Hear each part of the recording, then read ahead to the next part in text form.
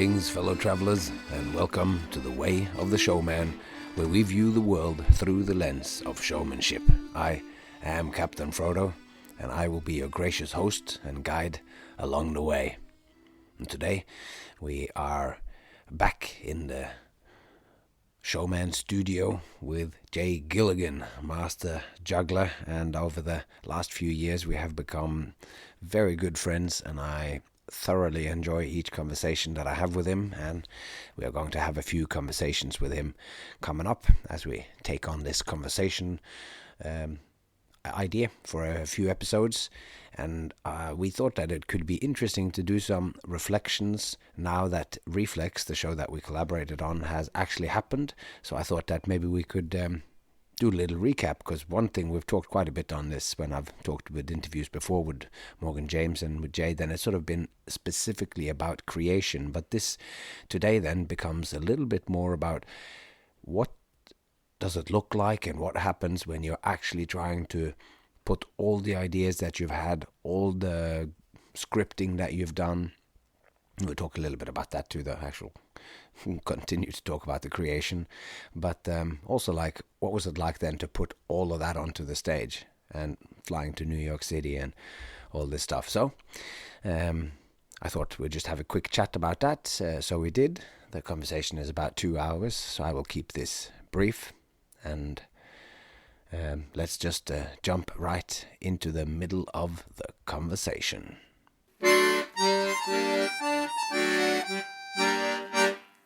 So we worked on REFLEX for a year and a half or a couple years, and now it happened. I went to New York City, and I did the first phase of the project, and so that's done now. But I was really remembering, because we wanted to talk about how that went. I was kind of really remembering back to the very, very beginning of the process. I know we've talked about it a lot, but this idea that we were trying to make something out of nothing, and we were really trying to search and find what is the point. It wasn't just a given assumption. Hey, we're going to do a show. Yeah. So go out and go do some tricks and maybe tell some stories. And it'd be funny if you tell the story like that. We were really searching to try to find fundamentally what in the world we were trying to do. And also in that imagining who we were going to do it for. And that's the fun thing today, is now that's all happened. So we can actually we can actually talk about how that went.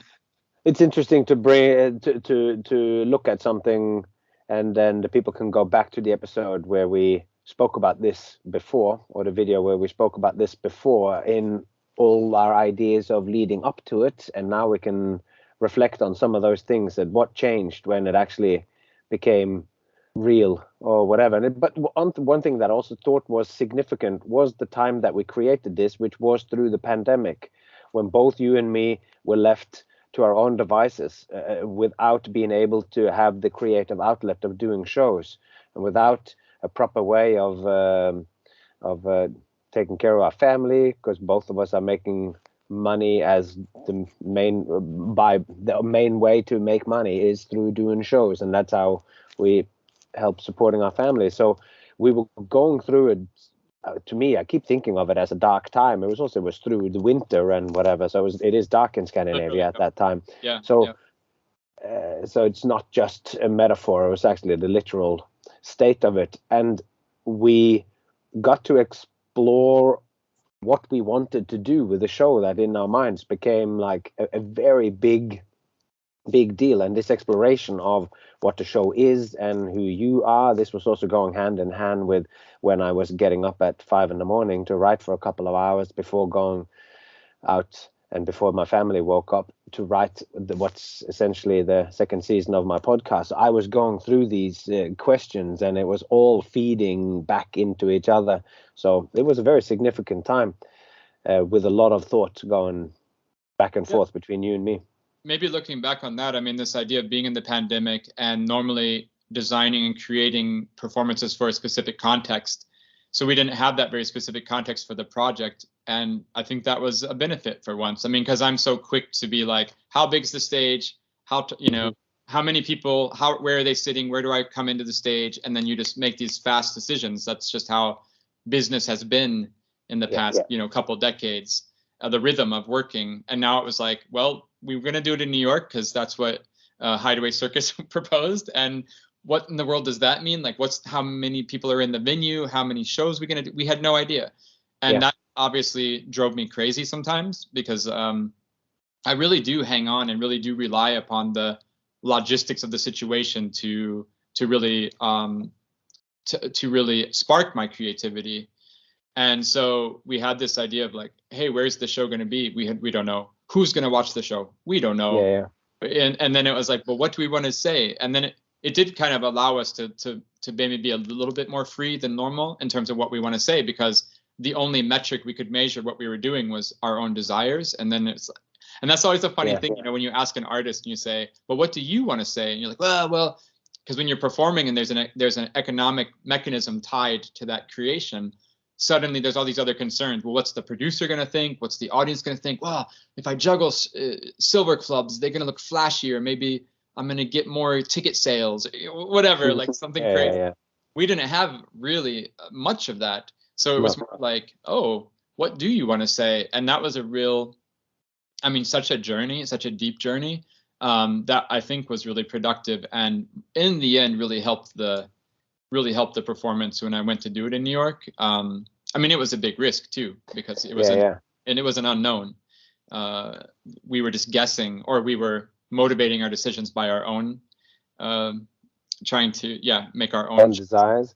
It's so true. And I often say this about when we're doing projects or whatever. It's like we're doing it in the dark. It's like, unless we know the specifics, we're just stabbing in the dark and don't know what we're going to find. And that ties up with the idea that we were going through the pandemic and being in the dark. So we were just left a bit to our own devices. Somebody had said, we want to produce a show. What kind of show are you making? And we have often been talking about, personally, you and me, about this idea that when they just go, just do whatever you want, there's no restrictions. And when you do that and there's no restrictions really, then it can be really difficult. But at this particular time during the pandemic, we did have the luxury of time. We had no work, and we were being really introspective about what we were doing and the work I was doing with the writing the way and what we were doing on the show, 2 sessions a week at 2.5 hours or 3 hours or whatever. So we were just very in-depth conversations with the luxury of time and doing it in the dark, but also being in the dark about any expectations on us. So we really were left free and had that time. So it was the sort of perfect confluence of many things to expand what we wanted to do. That thing of being like, I know exactly what you mean. That thing of like, well, you can just do whatever you want. And then on the surface, that comment is, I think, given with this intention of like being nice, like being easy. Like, hey, Frodo, I'm not gonna be difficult for you in your life. Like, so you can just do whatever you want. Like, I'm trying. Like, I'm, like the intention is that I'm helping you because I'm so easy that you can just do whatever you want. But I think this idea of you can do whatever you want, it is just that you haven't uncovered the what is necessary. So you can just do whatever you want. It's I get it on the surface, and many times that is nice. I mean, it also implies that you can then choose and discern and decipher what is necessary for that certain situation. Like I'm giving you I'm giving you the trust and respect that you're going to be the one who can uncover those things. But lots of times, like, you just do whatever you want. It's such a unhelpful situation to be in, because it doesn't state all of those needs that will be there in the end. And it's kind of sticking the problem on you to figure all that out. It's like, well, thanks. But it is wonderful to have this blue sky every once in a while, to have this blue sky stuff. And it does have a greater challenge. It does force us to think more and think deeper or whatever. So we certainly did that with this show. We went through the whole history of everything and our own personal, that's when we became deep friends as well during this just exploring life and performing, and our dedication to mastery of our respective crafts. Yeah, I think, this is something that has occurred to me a bunch of times in recent years. So maybe it's just our age. I think we're we're like the same age basically. And the older I get, the more I uncover about what's going on behind the scenes with something, the less it destroys the magic of that thing, and it even enhances it. I just have so much more respect and awe and wonder at whatever that thing is that's being, you know, you take a peek behind the curtain, behind the scenes, like of your life and of your work, that we got to know each other. I mean, I loved your work beforehand, but then actually getting to know how you make work and to understand the mechanics. And it's like one of those things where, you know, you hear this all the time. Oh, you're a movie maker, and now you've worked in movies for 25 years, and you can't go see a film in the cinema because you just know all the mechanics of how the cuts go and how the editing goes, and you can't see the actual thing that's in front of you because you're just constantly, you know, dissecting the structure and the mechanics. But with your work, and I guess with a lot of other things in my life, the older I get, the more I know that structure of how the things are made and the process and the ideas, the more I just appreciate it. It's even more magical when I see the end result. Like now when I see your tennis rackets routine after this year, you know, after this couple year process we've had, it's even better because you're not different than me. We're both human beings, but still you've been able to make this completely wonderful thing that I could never make. So I just have, even because, you know, I understand who you are fundamentally, and I'm just like, wow, he's not Frodo's not a magical mythical being. He's like a father like me. And then you go out on stage and you make that performance, and I'm just blown away even more than before knowing you. And that's something that's also happened. Yeah, I mean, just through this process of getting to know you, that I think this idea of uncovering the mechanics of how something works doesn't destroy it. And for me, it gives it even more. I get even more understanding of or enjoyment out of it. And that kind of links to one thing you were saying earlier about this idea of knowing about your history and linking back to the history. Because in the reflex thing, we did explore a lot of the history of juggling, a lot of my personal history. And again, that history is part of the mechanics, or that's the supporting structure of the end result. And I think uncovering all those connections, I don't know. For me personally, just gives me a much more respect and whatever enjoyment of seeing whatever it is. So if we try and make this a little more concrete, it's like we spent so long time in writing, and I guess the physical manifestation of what it was that we had done was we wrote a script where we included lots of first all the words, of course. And so I'm just thinking, like, if you're thinking that this is the end of that thing, you go to New York with the script, and we had a week together, or was it 5 days or something? Oh, it's like 3 days. 3 days of working. We fit a week of work. It was a week of work done in 3 days. Yeah, that's right. I remember going home at night and just going to sleep and getting up at 7 a.m.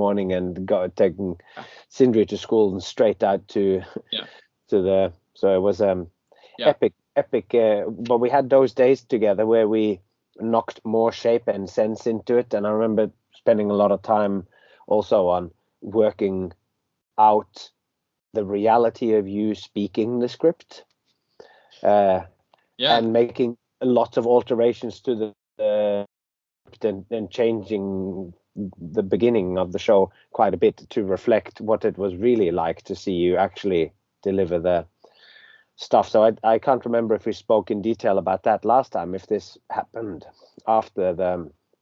I mean, what a process and a journey, because I was telling you a couple of weeks ago that whenever I go into a project where I want it to be really significant or a leap in my work, or I feel like, okay, I want this project to go somewhere new, then I have this habit of being like, oh, I don't know how to do a show. Like, I've never made a show before. And I go, because you really want to be true to yourself and say, like, or you really want to be open to new possibilities. And it's going back to that assumptions thing again. Oh, well, I assume I'll just go on stage and speak like this. And it's like, no, I want to be open to the process, especially collaborating with someone like you. I don't want to shut you out and just be like, oh, Frodo, I know how to talk, like whatever, you know. But then it was that moment of like, we were on stage on the floor together in the warehouse working together here in Sweden, and it was like, okay, Jay, time for you to say our opening lines, and I don't speak on stage.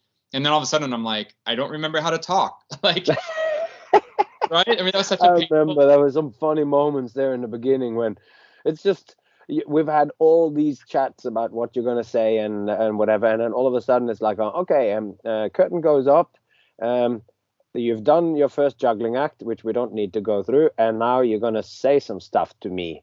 And it's artificial because it's just you and me, and it's 8 a.m. in a shed in the outskirts of Stockholm, and all of a sudden you go, okay, here we go. Now the acting thing comes in, and you got to make it sound fresh and go. Right.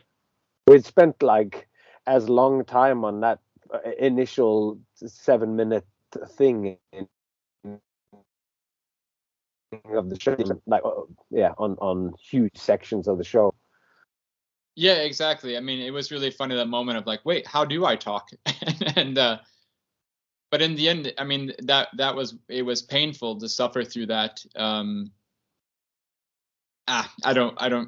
it was just a struggle. I mean, it wasn't, but I didn't enjoy it. I want to say that. I mean, that was great to go through that process. I mean, because in the end, it's not necessarily that you're having fun in that moment. Right. And it's odd because you and me like have such a respect for each other and how you talk. And all of a sudden I am changing the role into going, I don't know if this quite captures what it is that we want to do, or I try and say it like this, or do this. So it changed the word. And I remember I kept sort of paraphrasing what I thought you should say, and like, maybe we should say these words instead, and how that would throw you off or whatever. Like it's not necessarily an enjoyable thing, but in a way it is a little bit like when you're practicing one of your tricks. It's going to keep dropping, and then you get a little further, and sometimes you get a little shorter, and sometimes you get, and then that work that we did in the initial thing of going, how do you, the performer Jay Gilligan, say words like this in amongst your crazy skills? Well, so that's what I was getting to, is like, I mean, thanks for reminding me there, but like, because what I was getting to is like, in the end, I mean, we found out how I should speak on stage for the show. I think like that did click in at one moment there. And I should just talk like how I talk. Like I should just talk. And it goes back to that. And it goes back to that thing of like, oh, how do I make a show? Oh, I don't know how to make it. This is so, where are we going? I'm so lost. I don't know what the next step, and what's this show going to be? I don't know. I don't know. What's the music? I don't know. Like, right. And it's all these. And then in that one moment, you just go like, when it becomes concrete, you go, oh, I do know how to make shows. I've been making shows for 35 years, and I do know how to speak. I've spoken. I speak a lot, like actually, if you know me. So it's like I should just speak using my voice. And then, but also that's not a trivial thing, because then there was a process behind it. And so then I could trust that process and go, oh yeah, I'm speaking with my voice, but I'm not doing something bad or wrong. Like speaking in the voice like this, it's actually appropriate. And how do those words go now with that voice? So there was something to hang on to, because we'd had a validation of that choice. It wasn't just random. And with that, it's all about erasing that doubt in your head when you're making that new creation, and you go, is this the right thing to do? Is this working? Is this the right thing to do? Is this working? So sure, it was a really silly, like, bunch of hours there of me literally not knowing how to speak. But then, through those hours, they went behind us, and all of a sudden it was like, oh, okay, I know what I'm doing. And we talked about this a lot, and we should probably jump into New York pretty soon here. But like, even going to New York and going through that process of doing some audience test out shows here in Stockholm, we did like 6 or 7 for an audience here. And it's just selling the audience what you believe in. I mean, that was one thing I discovered, and we've said this a million times early on in the process. There's not one way to make the show work. There's not one perfect show. There's an infinite amount of perfect shows, and they're all different. And there's an infinite amount of bad shows, and they're all different. There's never one solution, I feel. And that was maybe the big takeaway of, and so, sorry. So you just got to pick something and believe in it and sell that to the audience with your conviction and your, that's what you want to say. And that's in the moment, the right thing to do.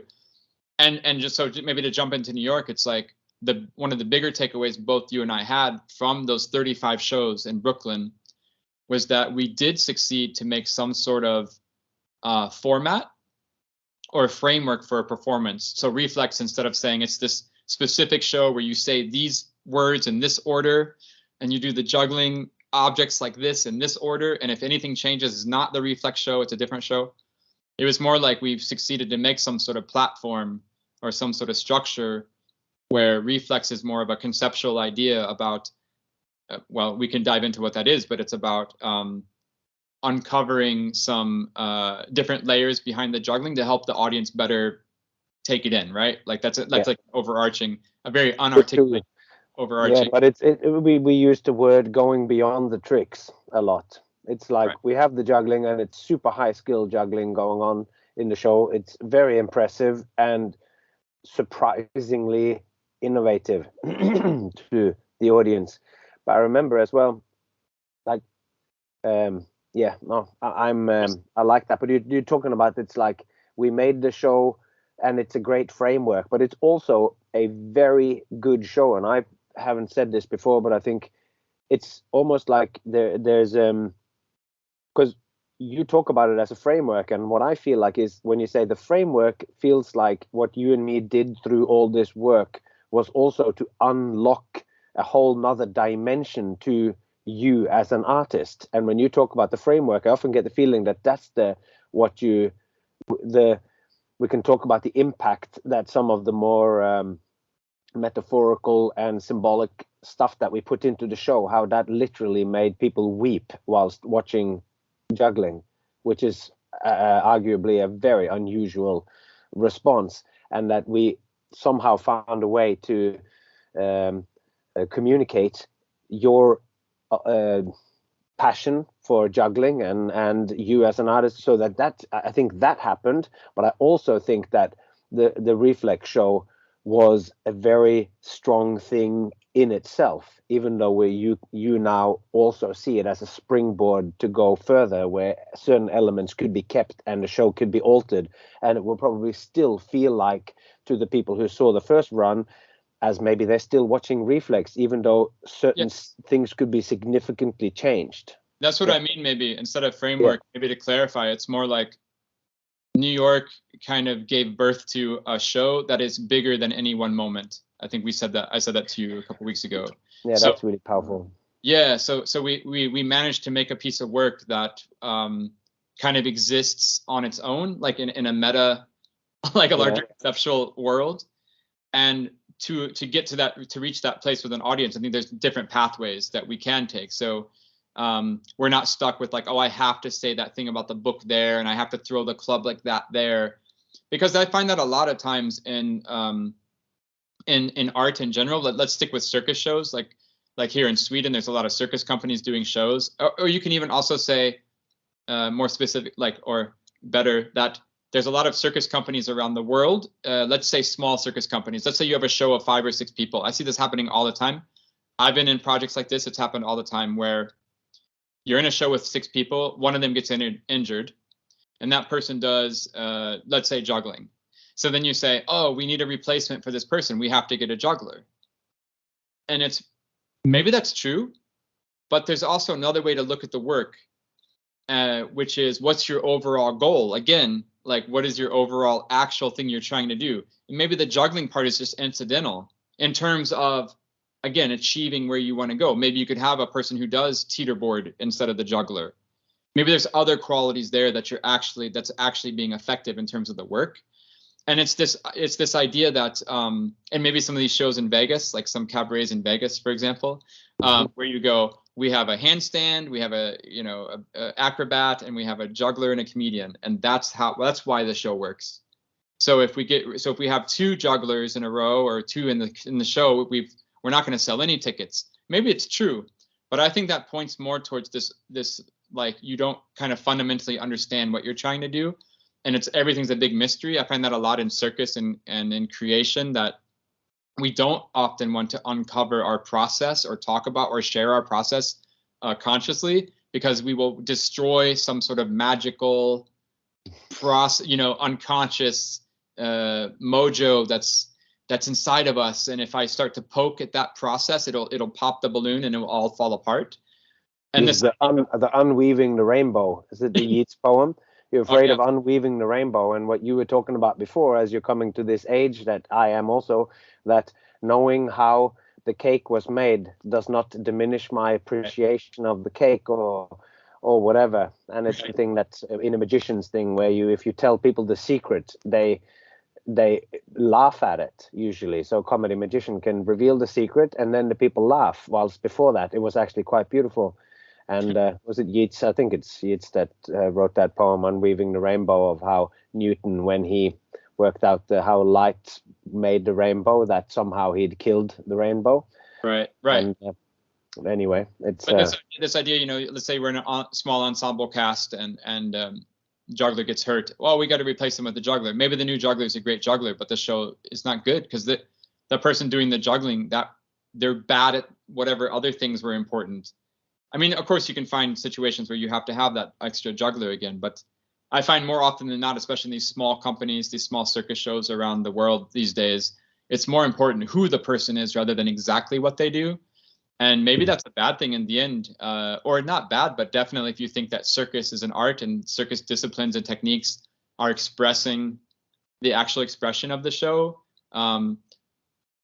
then maybe you have in one way failed. Like if you can just plug and play a juggler with an acrobat, and it's like, well, wait a second, what are you actually performing with? I don't think it's bad, but I think it's something to be aware of. And that's one thing with Reflex that I think really worked in New York, was that I was so happy, and that's why I called you in the first place to work on the project. I was so happy that you were able to tie the text to specific juggling technique. And I don't think in Reflex you could replace the juggling. Like, let's say I was sick one day, and we have the script. I mean, it exists, right? And I think you couldn't replace me with a handstand artist, for example. I don't think, even if you would tweak the literal words of juggling to handstand, I think the concepts we found inside of juggling technique and expanded that into the text, it was actually integrated. It was actually meaningful. It wasn't completely just metaphorical, as it often is. Like, you know, you can take a tight wire and then you can say it's about anything. I can just walk on the wire. In one show, it's about life and death, because we're all balanced. You know, our life is on that, you know, for a brief moment we live, or whatever. Yeah. Or it's chaos, and then the wire is order, and then there's chaos all around us, and we try to stay on the order. I don't know. Just pick a metaphor, night and day, or, you know, sun and rain. Like, it's just done. Instant metaphor you can slap on top of it. But you could slap that metaphor, life and death, on top of juggling, on top of handstand. It's the same metaphor because there's a skill involved with some sort of equilibrium that you're trying to do inside the skill. But I think in Reflex, you somehow managed to definitely weave the text deeper with the technique. And that was definitely the main reason I called you, is you have this talent of tying text to technique in a real concrete way. And I think that is also connected to this trying to look at the skills and everything on one level up or one level down, depending on how you look at it, to see what's actually going on here with one human being standing facing a bunch of other people, and to always take it back to a more fundamental thing. We spoke about this when you visited me in Norway recently, this thing of, I almost use it as a technique when I'm talking to people about their work, to try to go more fundamental until you get to a point where you go, oh, now we understand each other. And this goes to this multidisciplinary approach that I had to have when I worked with Soiree for 12 years and was working as a sort of act doctor on all of the acts. And sometimes it's a singer, and sometimes it's a juggler, and sometimes it's somebody who's trying to work out how to do a whip cracking act within the confines of that show and everything. And with the show La Soirée or La Clique, when we were working on that and we were booking other acts, and Brett was contemplating who was going to, Brett Haylock, the producer of the show and creator, when he was deciding what to do, this initial structure that we had with the English gents doing a certain thing and my act doing a certain thing, and then David O'Meara's act doing a certain thing with the bathtub, then these things were certainly pins that we had dropped in the geography of what La Soirée could be. And you could swap those out with sometimes really quite odd kind of acts, because you found a certain quality that was above or below the actual skills that they did. Just the way that this person came out, and the similarity of having Mario, Queen of the Circus, doing basically like stand-up for 3 or 4 minutes about just telling jokes, and then doing a juggling act. That was oddly could be substituted with me doing the rackets.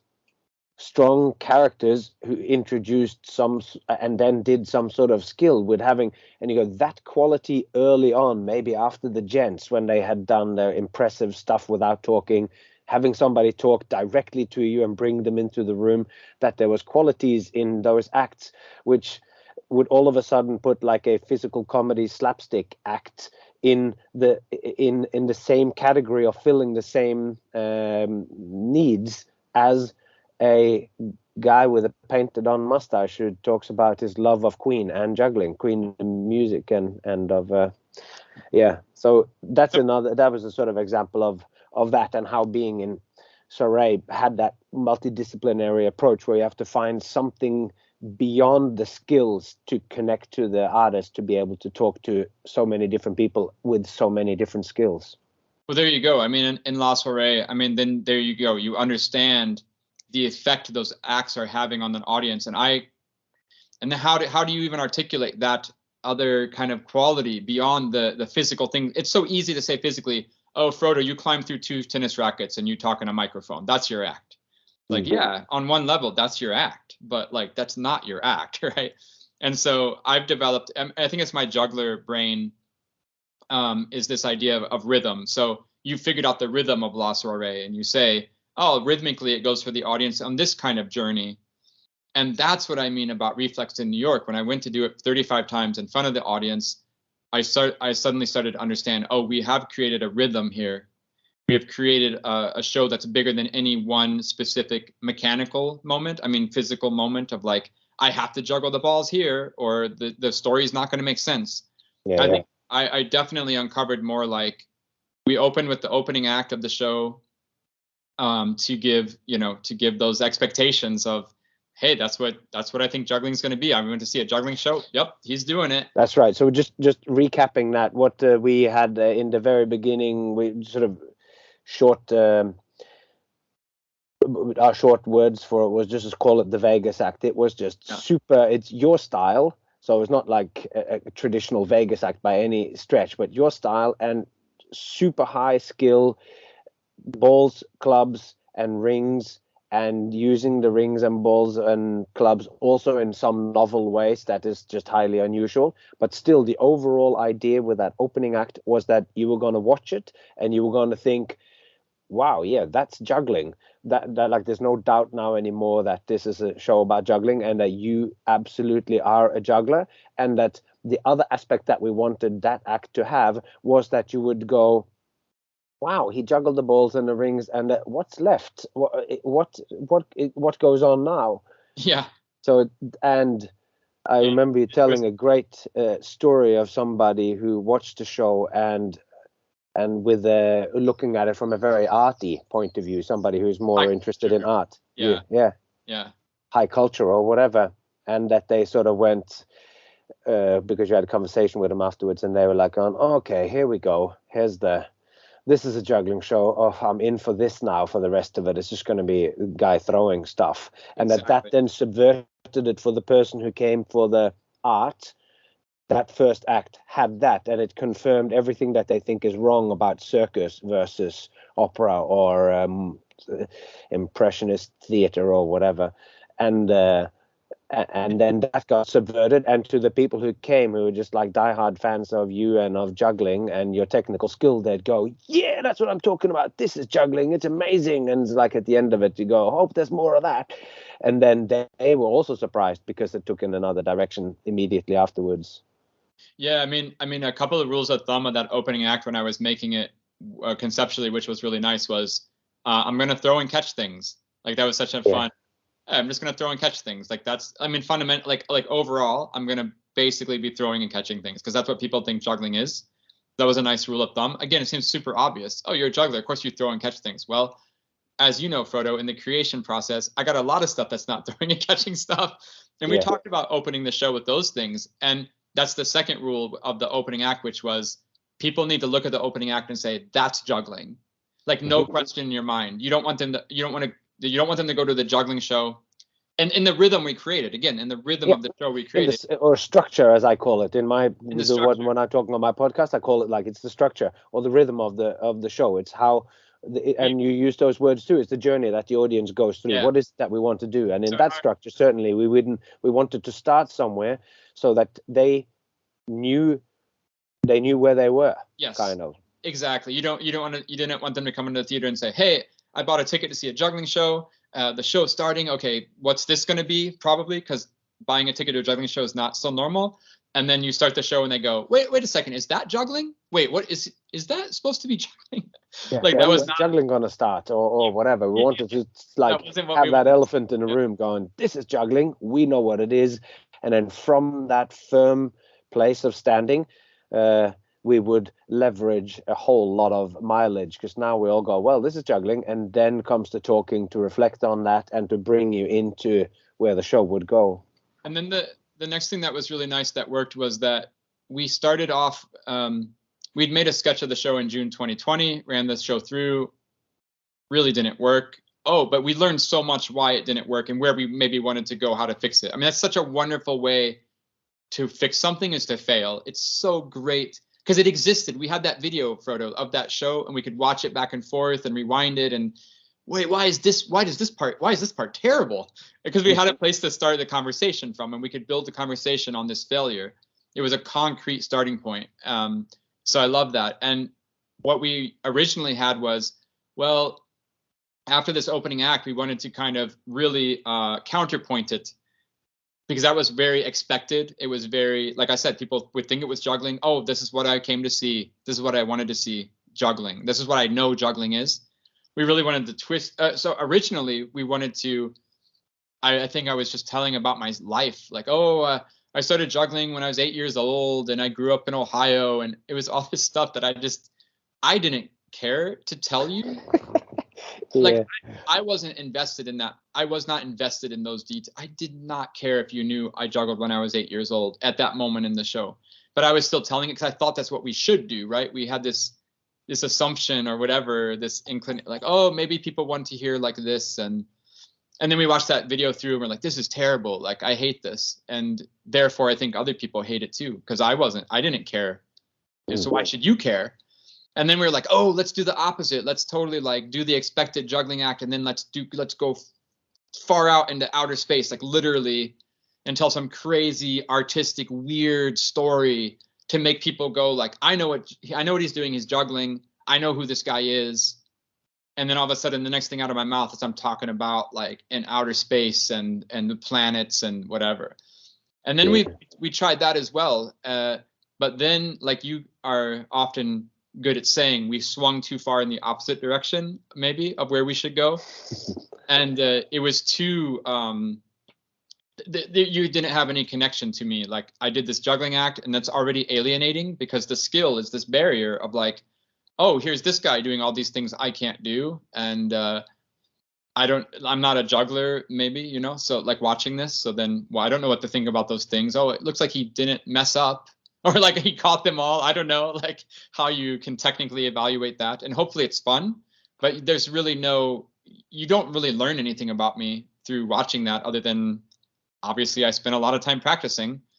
And then to launch into this kind of outer space story straight away, it's like, because you're still trying to figure out what's the show going to be. You're still trying to figure out like, who am I watching? What are they going to do? Where is this going? Why should I care? Am I going to like this? Is this good? I don't know. And so launching in that outer space story was equally alienating, where it's like, oh, wait, what? Now we're talking about outer space? This isn't what I signed up for. Like, the journey was not very accessible. It wasn't very sympathetic to the audience. So you just added like such a nice little thing there. You said, well, after the juggling, just tell them your name and say that you're a juggler. And it's so stupid. And in rehearsal, like you say, in these rehearsal rooms, when you're alone or with one other person, it feels so dumb. But man, in New York, Frodo, that like that was such a great device. And it became one of my favorite parts of the show, because I would do this technical juggling act on the music and with the lights flashing and everything. And then I would get done, and then I could just hang in that moment of anticipation, which is my favorite thing to do on stage, I think. These moments of ambiguity where anything is possible and you don't know what's going to happen next, but you want to find out. That's my favorite thing to do in the world. That's why I perform. And so I'm hanging in this pause, in this silence on stage after the opening act, and people are like, what's going to happen next? And you can just sit there and breathe in that moment. And then you just say, hi, my name's Jay and I'm a juggler. And it's so completely stupidly casual and informal and a dumb thing to say.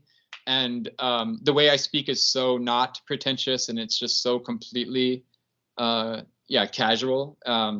It was really like, wait, and people just laughed, and it was so fun because you had just done this like completely intense high energy thing with the juggling and all the tricks and all the props and all the music and all the lights. It was really building up this big thing, and then just to completely undermine that with this stupid like, hi, my name's Jay and well, I'm a juggler.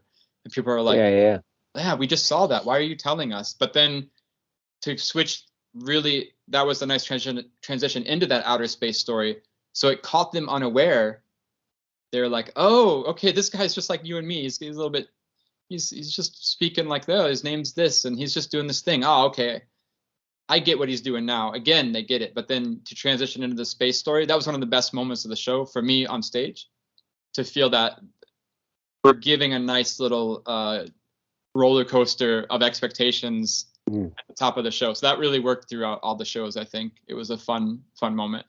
I think it's also that when you start doing your skills at that level, it's intimidating. There's 7 balls and 5 clubs, and it really is a barrage of impressions, and you don't know what to think. So after that, one way that you could go is like, I am a world champion. I was already when I was 12 years old. I won the Golden Clown at the IJA, the International Juggling Association's long-term time service award, whatever. Like, so you just come out and you go on, and here are some cool video clips of me when I was on TV and I did this act. And so because you've demonstrated that you're a big deal or whatever, just with the skills, there's just the truth of skills that I always talk about. People just love seeing something done masterfully. It's just impressive in itself. And at that point, they will now wonder, like, how can we relate to this? They can't relate to the skills. The general public can't relate to what's going on. They don't know how to assess what it was. And then this, like you said, you just say, hi, my name is Jay and I'm a juggler. And it would just, people would burst out laughing because it's almost, you've created almost this crazy illusion or something. And then you break through that and they calm down and they go, oh, it's like that. And it's kind of funny that we talk so much about something which sounds so inane, like just saying that, because it's not great writing, but it is extremely effective in that moment. And that was what happened both through when we practiced it in the space, but also when we talked about it, is that we sort of, when you and me are talking about the show I place myself into that space of the state of a show emerging between myself and the audience. I have done that so much in my life, and I embody myself into that in my imagination when I'm talking to you, and having to frame my thoughts to you as I am speaking is in a weird way similar to this state where I just have to let it unfold my thoughts in real time to you. That when I said that or whatever in some jam or whatever, that I just go, I think that will work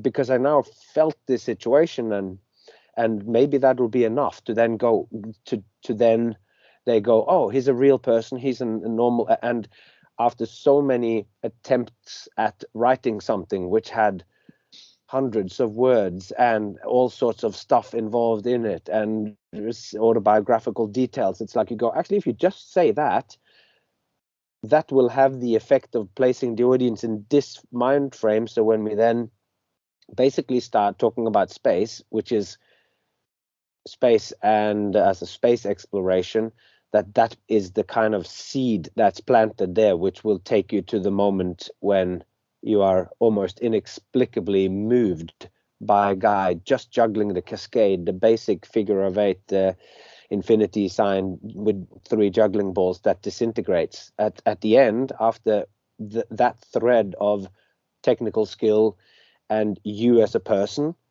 and that exploration of space, when that then comes together in the end, I think I like to think of that first thing that we're about to deliver after the introduction of hi, I'm Jay and I'm a juggler, that's the seed of what will grow. They don't know it yet, so it will feel a little bit out of place, but every time that gets revisited, that thing grows in their mind and becomes what the show is actually about, and that the whole historical thing becomes the way that we kind of framed you and your exploration and your obsession with juggling or whatever. Yeah, I mean the other thing about the text that in New York that I learned or kind of surprised me was this people believed what I said. Like I could say something, but like I could say something and people would just accept it with no question. But I think that's also because I built some sort of trust, right? Like we had a good rhythm or good structure at the beginning of the show to have them follow me. That's the only thing. You need to get the audience to follow you, and then you can take them anywhere you want because they're following you, because they want to have a good time. They want to like you. They want to relate to you. They don't want the show to suck. So, and you pointed out, because we had a phone call with Josh and Lindsay, Hideaway Circus, who produced the show, and with you and me, and we did a little decompression or whatever you call it, examination. Deconstruction. Yeah, whatever, of how the show went, reflection on the run. And one of the things you all said is that I have, even when I speak now, is I have this tendency to always have to validate a million different ways what I'm going to say. So I always try to anticipate what the questions are going to be, and I try to like close all those doors so that when I say the thing out of my mouth, that you're just going to believe me. And I don't think it has so much. I'm not such an insecure person, I don't think. I think it's my way of working out my thoughts in my head, and that's the way we worked on our process of writing the show. So a lot of those things were in the end left in the show at some point, where it was like I would say something to the audience, but in my head I'm like, well, if I say this statement, they might be thinking X, Y, and Z. I better deal with those potential thoughts. And then I would kind of underscore the point like 4 or 5 different times in a row, in a different angle of attack, to try to validate the statement, you know? And what I found in New York was like, I could just say stuff the first time and people were just like, oh, okay, I believe that. Like there wasn't really much in the show where I would say something, you know, and then people would be like, well, that's not true. And then I would have to spend, 5 more lines convincing them it was true. And so, I mean, definitely the writing in the performance over the run of 35 shows, it just got edited like much tighter. It's so interesting you say that, because I think that is all that to me is a feature of all all first seasons. You go out with what you thought that was needed, and to be able to express yourself, you need a lot of words. But then when you go out there, you if you're an attentive performer, paying attention to what the audience, how they behave, and you can see it in their faces, and you go, oh, they already know this. I don't have to say anymore. I remember when I did the first version of what I did with my Waldorf ropes, when I talked about reality and that, there was a whole section in there which I realized this is a repetition. And I took literally like 50 seconds of text, took it out of the routine, and the routine remained the same in terms of the meaning of what I said. So you like go, oh, that whole section, I say it first, and then I make one big sort of example, which on paper looks really good. But when I'm actually doing the magic and there is something happening real in the space, you don't have to do any qualifiers to make another example of why it is like that. When you've said it one time, they just go, oh, okay, this is all I have ever thought about the relationship between doing rope magic and looking at the philosophy of what is truth. So you're just mixing these things together. So you just read the poem, no qualifiers, just let them sit there and enjoy it. And all those doors that you try to close off, all that does is that it they go, oh, those doors, but they will see some other doors and they will take those doors regardless of what you say. So just keeping it simple and letting the thoughts that the audience has that pops up.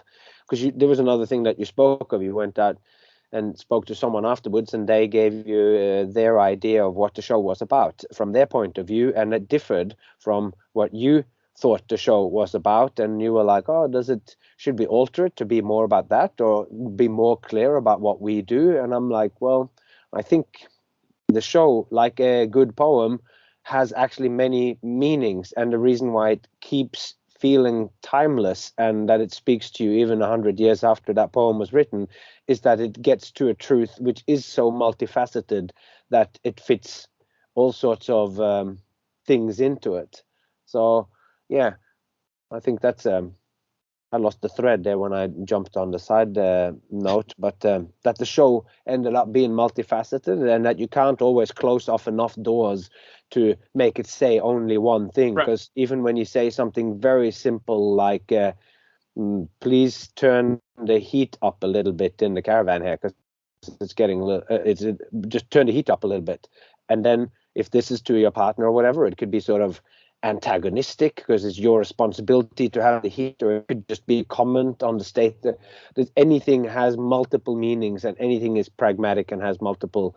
So it's and it takes the doing of the show to come to terms with what the show actually is and how much is needed. And it usually for me is that I need to say less and just but that process only comes through actually doing it.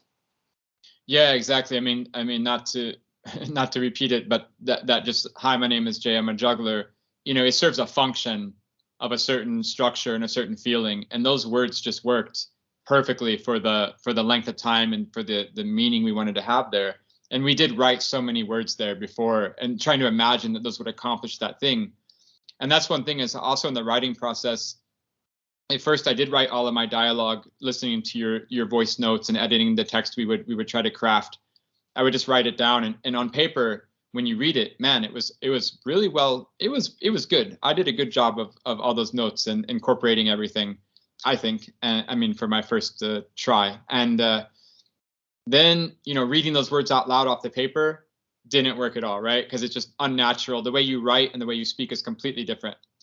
And then you said, oh, but Jay, you should just speak the words out loud when you write them down. And I was like, yes, of course I'll do that. And so then I went through a whole process of that. And I was like, oh man, now I figured it out. Like I just have to speak as I write. And then it makes a lot of sense. But then I hadn't internalized the dialogue. I hadn't done it in the rhythm of the performance. I hadn't done it with the actual physical movements. Completely different again. And then getting to New York City in front of the audience, completely different again. So, and I don't know if that process could or should be streamlined. Maybe that is the process of things that they have to go through, that edit, 4 or 5 stages of different editing to learn and to understand what you're actually trying to do. But that was definitely a big lesson or something I realized on this production. And then the other thing that talking about expectations there and like the function of what things actually do on stage. So sometimes it's not the literal words you're saying. It's just more the way you say it, right? It's more the intention of that moment. And so we had, after that big Vegas juggling act, we were like, oh, what's the next juggling they should see? And we've done this kind of speaking expectations of who I am, but what should the juggling be? I don't know if you remember this, but then I remember the other week we're going to do the ball bouncing machine. I jump rope with a ping pong ball, because that's completely the opposite of throwing and catching.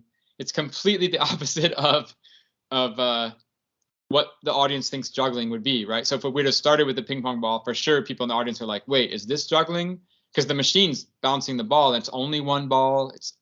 But I'm not even manipulating the ball. It's a machine doing it. And man, Frodo, that worked so good.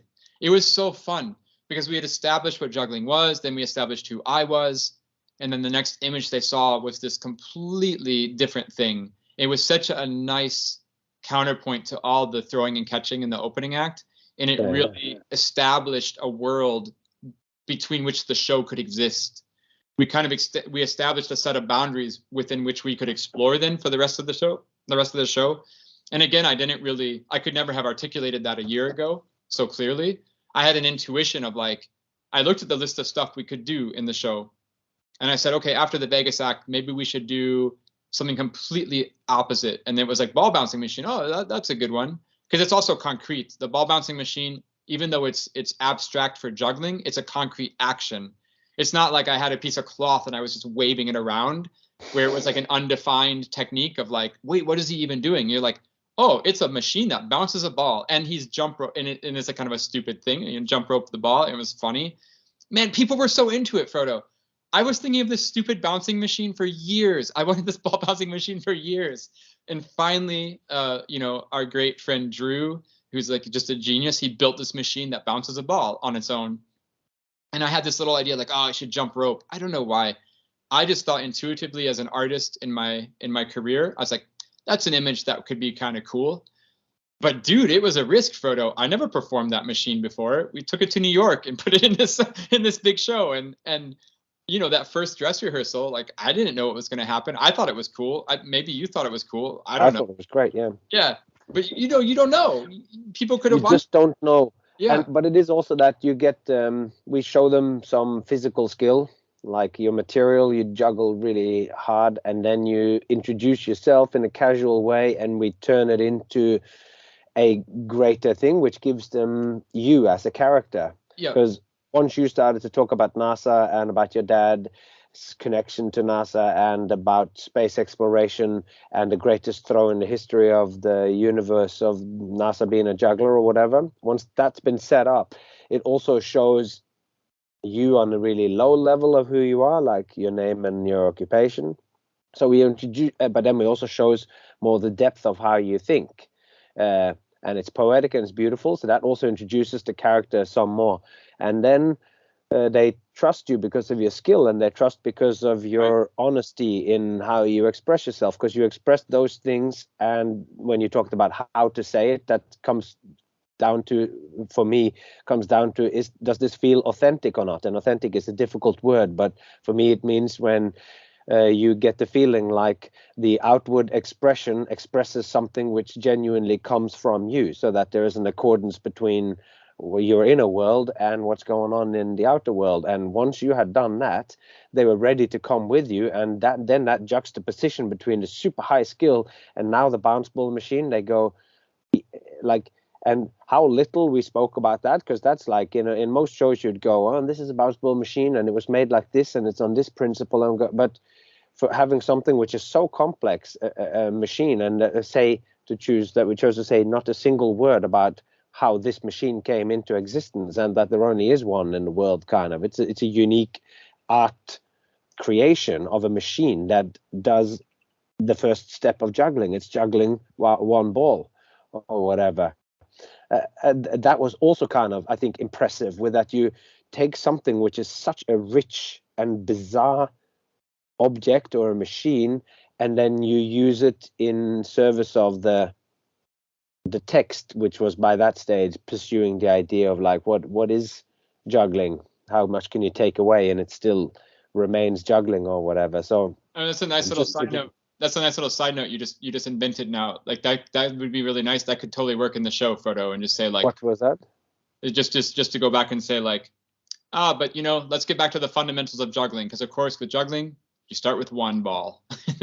Oh yeah. That could totally work for the machine too, for the context of the machine, because the machine really did set up this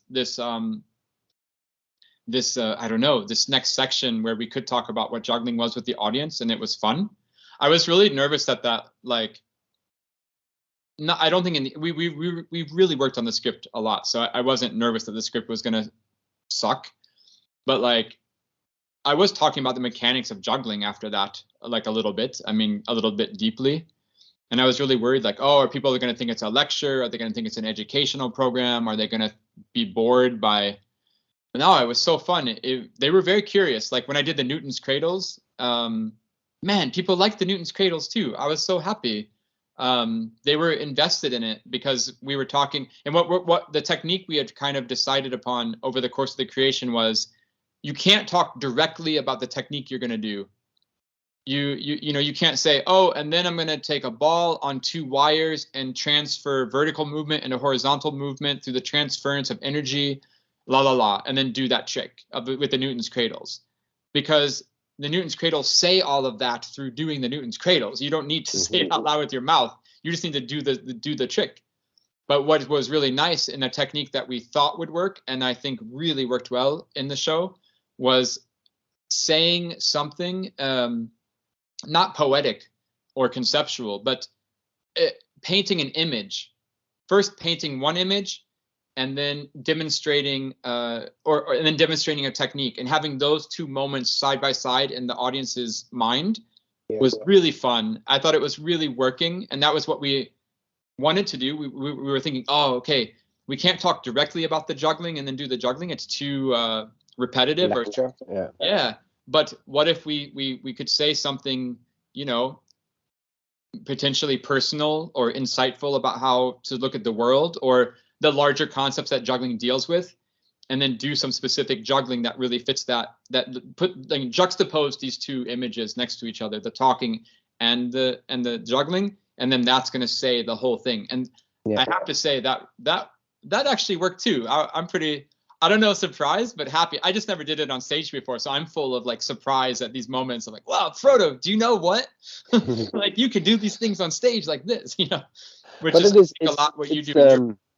I think it's, you set up something first that they then get invested in or just take in, and this helps becoming a lens, or this becomes the thing that you create a metaphor with, because metaphor is like you apply one thing and see how it overlaps with something else, and the best metaphors are the ones that don't fully quite match. It's not a one-to-one, but it's also got to be not 2 totally different things. So by giving them that one little image beforehand that leads you into it or whatever, I think that's a valuable thing. But to the other thing where you go, oh, well, I was afraid that they were going, when they start talking about here's 1 ball, here's 2 balls or whatever, like some juggling mechanics.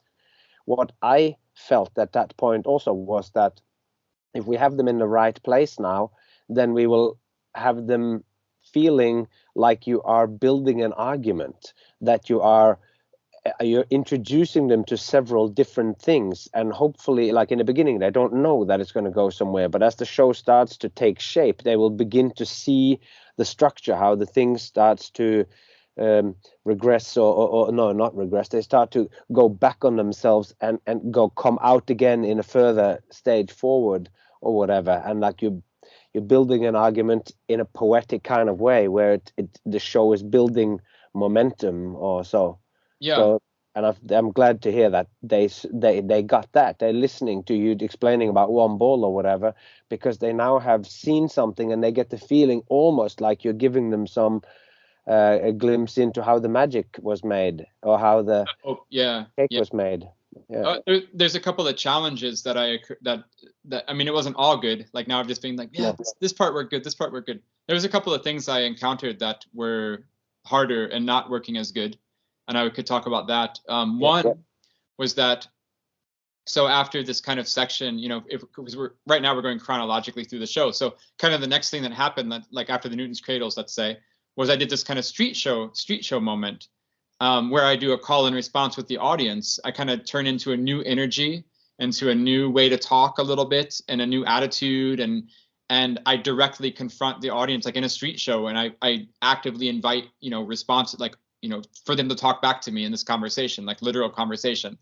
That worked good. Like the rhythm or the feeling of like now we're into a new attitude, like that was really cool. I think it really pumped up the feeling, the energy of the show there. That was awesome. The street show, a little bit more confrontational and definitely talking directly to the audience. The thing that sometimes didn't work, it was very inconsistent, was I wasn't able to be funny sometimes. So there's a street show. The street show would start off with like very declarative statements. Normally it would say like, I'm better than you. And half the times that would go really well, and people would be like, ha, like they, it's quite a pretentious or egotistical state, but we don't normally talk like that in polite conversation like that. And that also wasn't my demeanor the whole show until then. So it was definitely a break of character, and it was a little bit of a confrontation. And many times it would lighten the mood and get us into the street show. And I could say a bunch of these declarative things like, I'm better than you, I'm good and you're bad, and la la la. And then we get into this little fight and we set up a game basically. And I'd say half of the shows that went fine. But there were other nights when I would come out and I'd say, and I'm better than you. And the audience would just be like, yep, okay, I believe you. Going back to that thing of like, I can say whatever I want and they believe me, because from the beginning of the show, we set up, I'm being casual and chill. And then it kind of goes into this more conceptual place. Oh, so this guy is also kind of funny, thinks a little bit funny. And I'm just making declarative statements, like very factual statements. And then when we get to the street show, and then the next fact out of my mouth is like, you know, I'm good and you're bad, right? Which on the surface is true at juggling generally for that audience, but on the other hand, clearly theatrically, I'm trying to play it into a new kind of attitude. And so this happened a couple other places in the show where the reaction every night would kind of not be consistent, and that kind of drove me nuts.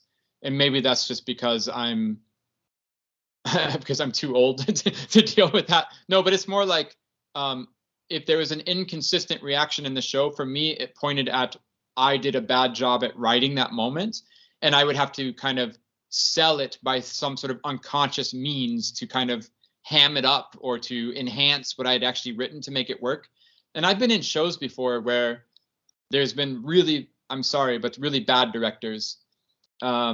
And they made really bad choreography and bad content. And I was on the ensemble, and it was up to me to go on stage and sell the audience these bad ideas.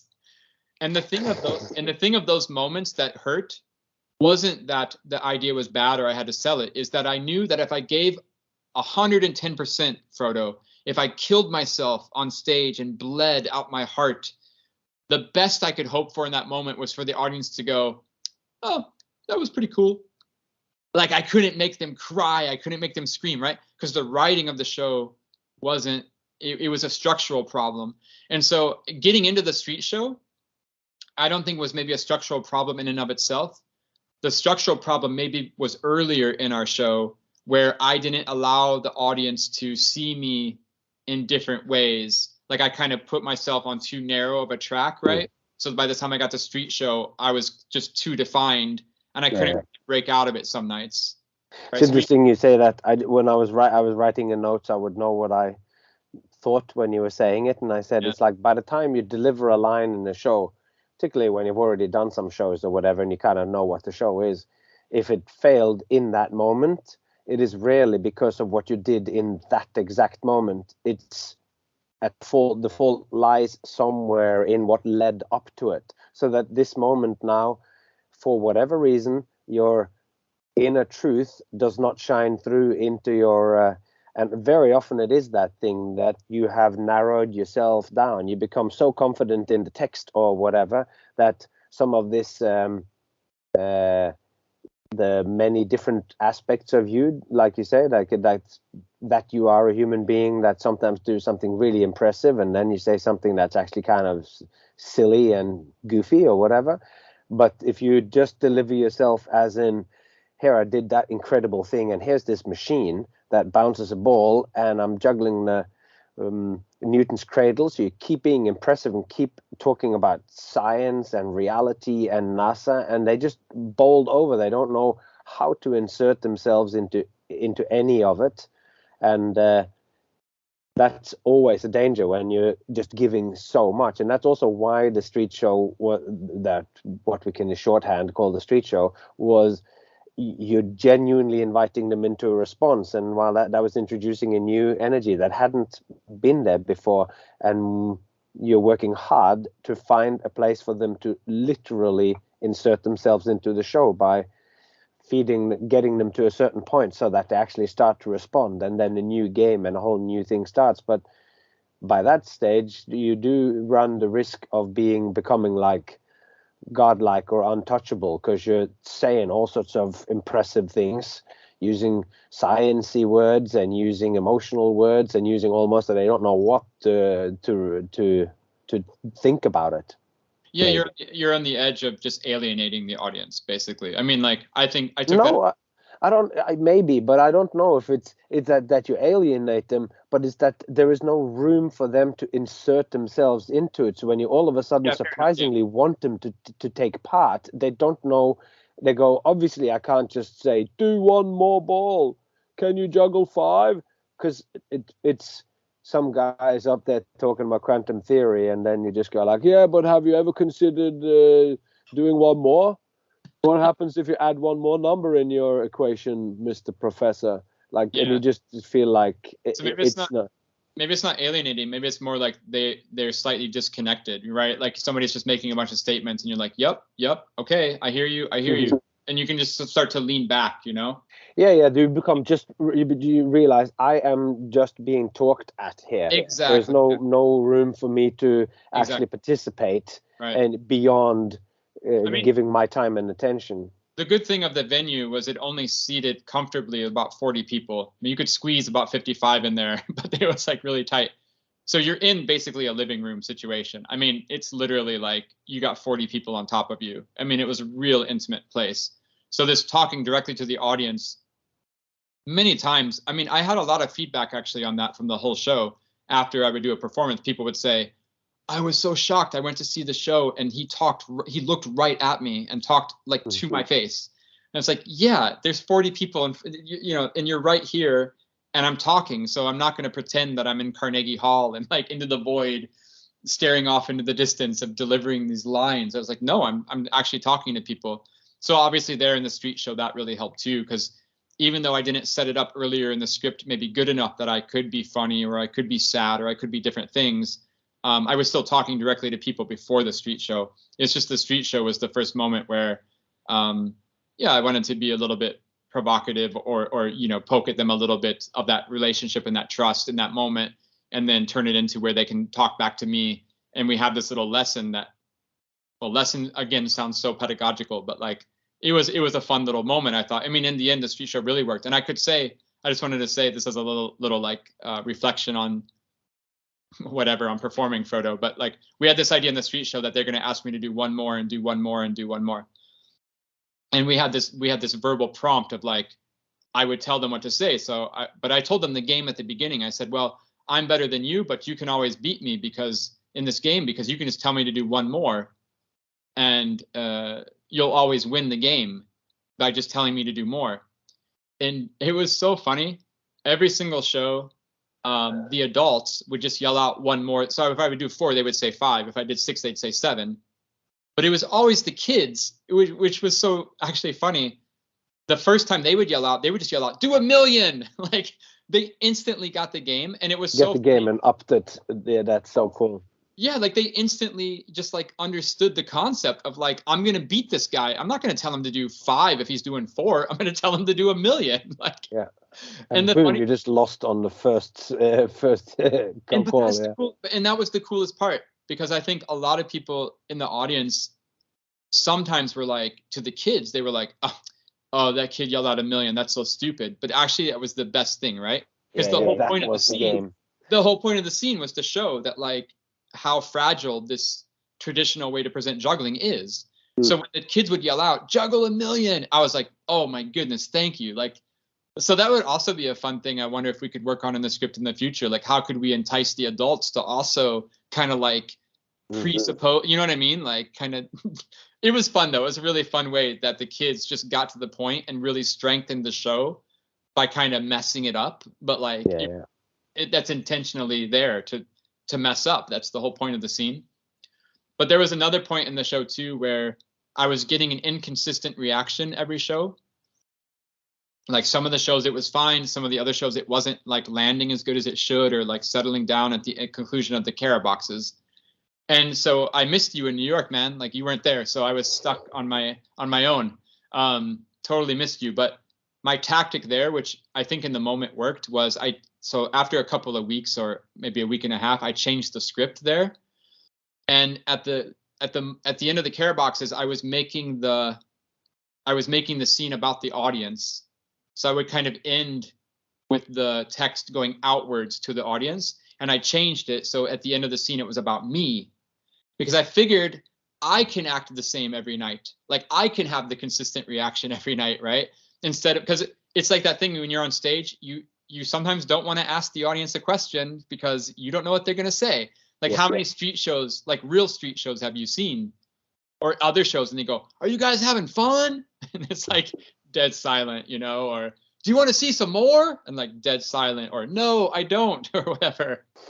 So it was a little bit like that. Like at the end of the care boxes, I made a little joke, and sometimes it would get a little laugh, and sometimes people would just again be a little bit like, "Oh, he just said a thing," like, and it wasn't really like funny or whatever, or connecting with them so significantly.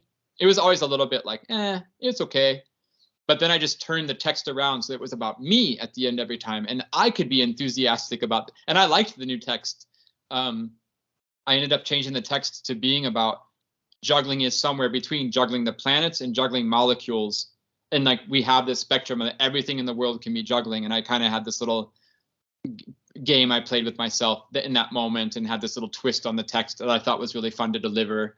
So I had conviction in that moment, and I could really sell the structure of that moment. And that, again, maybe it's not the perfect solution, or maybe there's a million other solutions that can be stronger in connecting other things. But I was really happy of discovering that tactic of like taking it off of the reaction off of the audience and putting it onto me. And that actually, in the end, people did laugh then, like kind of every time, because I would get so excited and say this totally ridiculous kind of conceptual thing about juggling planets and molecules and la la la, and then they would always be like, "Whoa, like that's kind of a far out, like Jay's a little bit crazy there," or whatever. It was consistent then, at least, and I don't know, that made me feel good. Do you ever encounter this idea of consistency in your act of like having to, you come in like I have a piece in like in the tennis rackets, and if I don't put this energy into it, it couldn't go good, or you have everything locked down? Yeah, well, just the tennis has just been done so many times that I've failed all those things, and some of those things I failed a decade ago, so I've sort of forgotten why it was ever any other way. That often is the way when you've done something. The difference between when you had done just the first showing and you had done the 6 showings, and now that you've done the first season, each time you start to learn more and more what it is that you actually have, and you will iron out those kinks, and that little thing you say earlier will now perfectly line up with the thing that you do next. And this process of turning it around on yourself to go, now it's on about me, which was something about you pouring tea into a cup, and that this was, now I just juggled a billion I threw all the molecules from the pot into the cup. I juggled them. Yeah. And it's so, this was also like, this was the second kind of time when we get back to the seed of juggling being a metaphor for absolutely everything, kind of. Outer space and inner space and microscopic space. Exactly. So, and so then there was another, so between the audience run-throughs, I mean, just to wrap up this little arc of like problems in the show that I discovered, between the 6 or 7 audience shows in December and then going to New York City, I totally rewrote the end of the first section of the show over Christmas. That's right. I remember that was at the end of it, there was the one thing that people were questioning what was going on, and we were then questioning, and there was something wrong with the structure of how it was told, because there was, as far as I remember, too much information put into too short a time, but we really needed to wrap that up now to get into the next section. But like in any good detective novel or whatever, when you're going to wrap everything up in one chapter, and it's going to feel both inevitable and surprising and exciting, then the words have to be just right. And I remember you did all of this, and this was like all on your own, and I really like what you did with it. It was great. Well, so that's the funny thing, is like I think I accidentally, I mean, it was definitely through conversations with you that I got the idea to do it like that, but like I accidentally stumbled onto something that worked really well. Like I'll tell you what that is, but I picked a mechanical device of text, of like structuring the text based upon, I thought I was doing something else, and in the end it turned out I was doing something much bigger. So I want to tell you about that. So basically, yeah, I had too much information to tell in too short of a time. So the audience had a hard time of following me. And one of the feedback things I got was actually from my wife. And she said, like, well, after that opening Vegas act, you just start talking and you just don't stop. And we don't know if it's ever going to stop. Like, we don't know when you're going to stop. We're just going to go for 1 million years. Yeah. So at the end of this, that first speaking section, before we dive into the next chunk of the show, which is all juggling, which was our intentional way of how we wanted to format the whole show. We had this idea of talking about the juggling and then doing the juggling, so that when I finally get to do it, you have a new understanding of it. That was our whole goal of the structure of the show, the format. Interspersed with small, sometimes just like 25, 30 seconds, 1 minute at the most of juggling, but you would feel like these things were there to illuminate and bring clarity to certain things you were talking about. Right. So I thought about what my wife said. Like, we don't know if it's ever going to end, and like, it's really hard to concentrate, especially doing the shows here in Sweden, where all of my audiences were not native English speakers. Everybody here speaks English or a million other different languages, actually, but English isn't their first language. So when I was delivering, especially at the end of having talked for a long time, and then the end of that talk was the most intense talking, it was exhausting for them to try to, like, mentally, because I was just talking more and more and more and more and more, and it's just more and more concentration, and you did just get tired. So I thought, oh, I just stumbled onto this idea of, like, okay, I'm going to tell them it's the end. I'm going to tell them what to expect. And so basically I had three main points in that ending speech. And so I just said, before I said it, I said, I'm going to tell you the last thing, right? So that was already letting people go, okay, I just have to listen to one more thing, and I have to get the energy up for that. And, you know, and then I said, I'm going to tell you the last thing. It's in 3 parts. And part 1 is this. And then I would tell the part 1. And when I was done, I would literally say, part 2 is this. And then I'd say that. And then finally, part 3. And just by dumb luck of trying to fix that moment in the show, I think I kind of fixed the entire first section of the show. Because because you pointed this out a couple weeks ago. That's the first part. That's the first point in the show where I'm speaking on a meta layer about what's happening on the action of the show, right? Like, everything else in the show so far I've been speaking on a very linear level, and now all of a sudden I'm making these little comments, these little asides about, like, I have one more thing to tell you. That's like, you know, you're in a movie and you break the fourth wall and look at the camera and then do a take there, right? So kind of by trying to solve the organization of all that information I had to deliver, I actually, in the bigger picture, did a better job of giving an arc to the whole first section of the show, which, looking back on it, thank goodness I did, because I think that really, really worked, of saying, okay, now I've been acknowledging I've been talking a lot, and you saw me juggle at the beginning of the show. So that was going back to that expectation we set up. People come to see a juggling show. I do this Las Vegas act. That's what people think they're going to see. They don't think they're going to come see someone talk for 20 minutes. So if we would have just started with the talking, that would be weird too. People would be like, wait, I thought I saw there's a juggling show and he's just talking about juggling. He's not actually juggling. But we set up this expectation. I mean, they set up, we acknowledged some expectation of, I'm going to juggle. So I do this Vegas act for 5 minutes, but then I talk for 20 minutes. And so rhythmically, the audience can also be going like, man, I thought, so he's not going to juggle anymore. Like, he's just going to talk for an hour. But then giving them that cue and saying, this is the last thing I'm going to say, and then I'm going to start juggling again. And then it's in 3 parts, and here's the part 1 and part 2 and part 3. And, you know, rhythmically, these 3 parts is a real natural rhythm. And then that went into the next part of the show really well. And I think now, like, we talked about this when I was in Norway now, but, like, we can clean up what we want those 3 points to be. That's kind of neither here nor there. But the structure, I think, or that device of having a meta commentary on helping the audience at that point in the show was a really nice way to also wrap up the talking and go into the juggling in a natural way. Because I think that could have also been really weird that I did just talk for 20. I mean, it was weird in December, right? Like, it wasn't entirely just flow easily. But it's also one of those things that is done when you're doing non-fiction writing, or you see it in people who are doing corporate talks in particular. Like you don't see it so well if you're watching a university style lecture or whatever, where they just go, I have this story to tell you, and then they just tell you the story and you just come along for the ride. But if it's a more sort of commercial kind of talk, they might go, all right, so I'm going to give you here 5 different points that you can use yourself to become more creative. So I'm going to do this further. There's going to be 5 different things. But before we get on to those 5 very practical things you can do, I'm just going to set the groundwork. This is the groundwork. And they're talking and they're going, oh, and then now we're going to do the next things. So this is a little bit also like what you do in the street show, where I used to do in my street show back in the ancient times.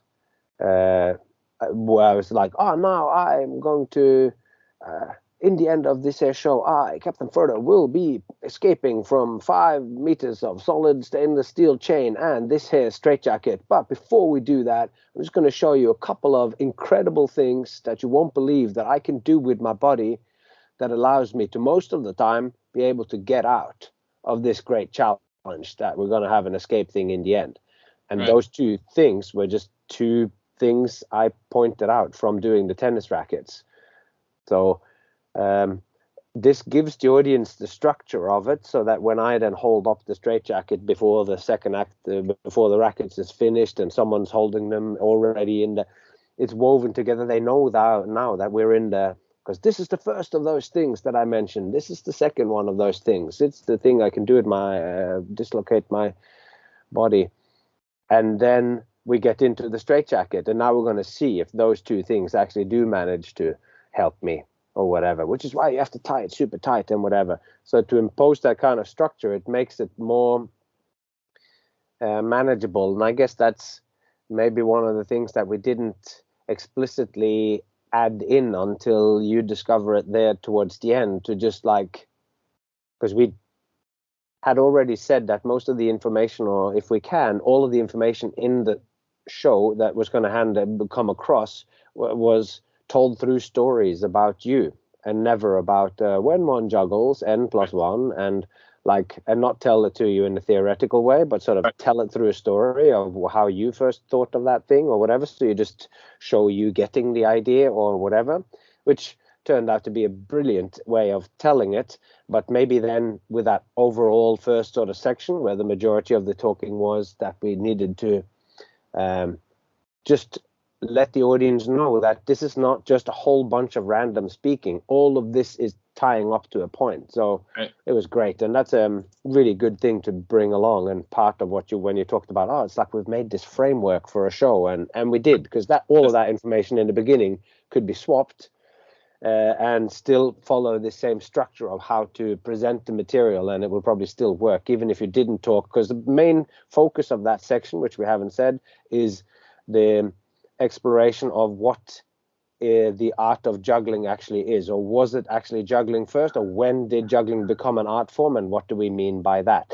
And since those topics are just unbelievably vast, to start to talk about what art is often a lecture in itself, and start talking about what juggling is, art or entertainment or anything else, is also a sequence of lectures, which you do have a whole season of podcasts about that.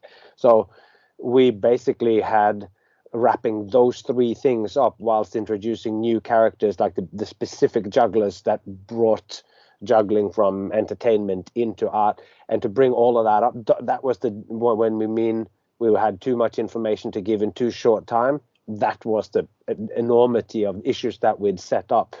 So this frame really worked well at concretizing those. Yeah, and to do a little work right now, like in real time. I mean, that first section, we could sum it up in one way and say it was about, traditionally juggling was about skill, difficulty, and risk. Yep.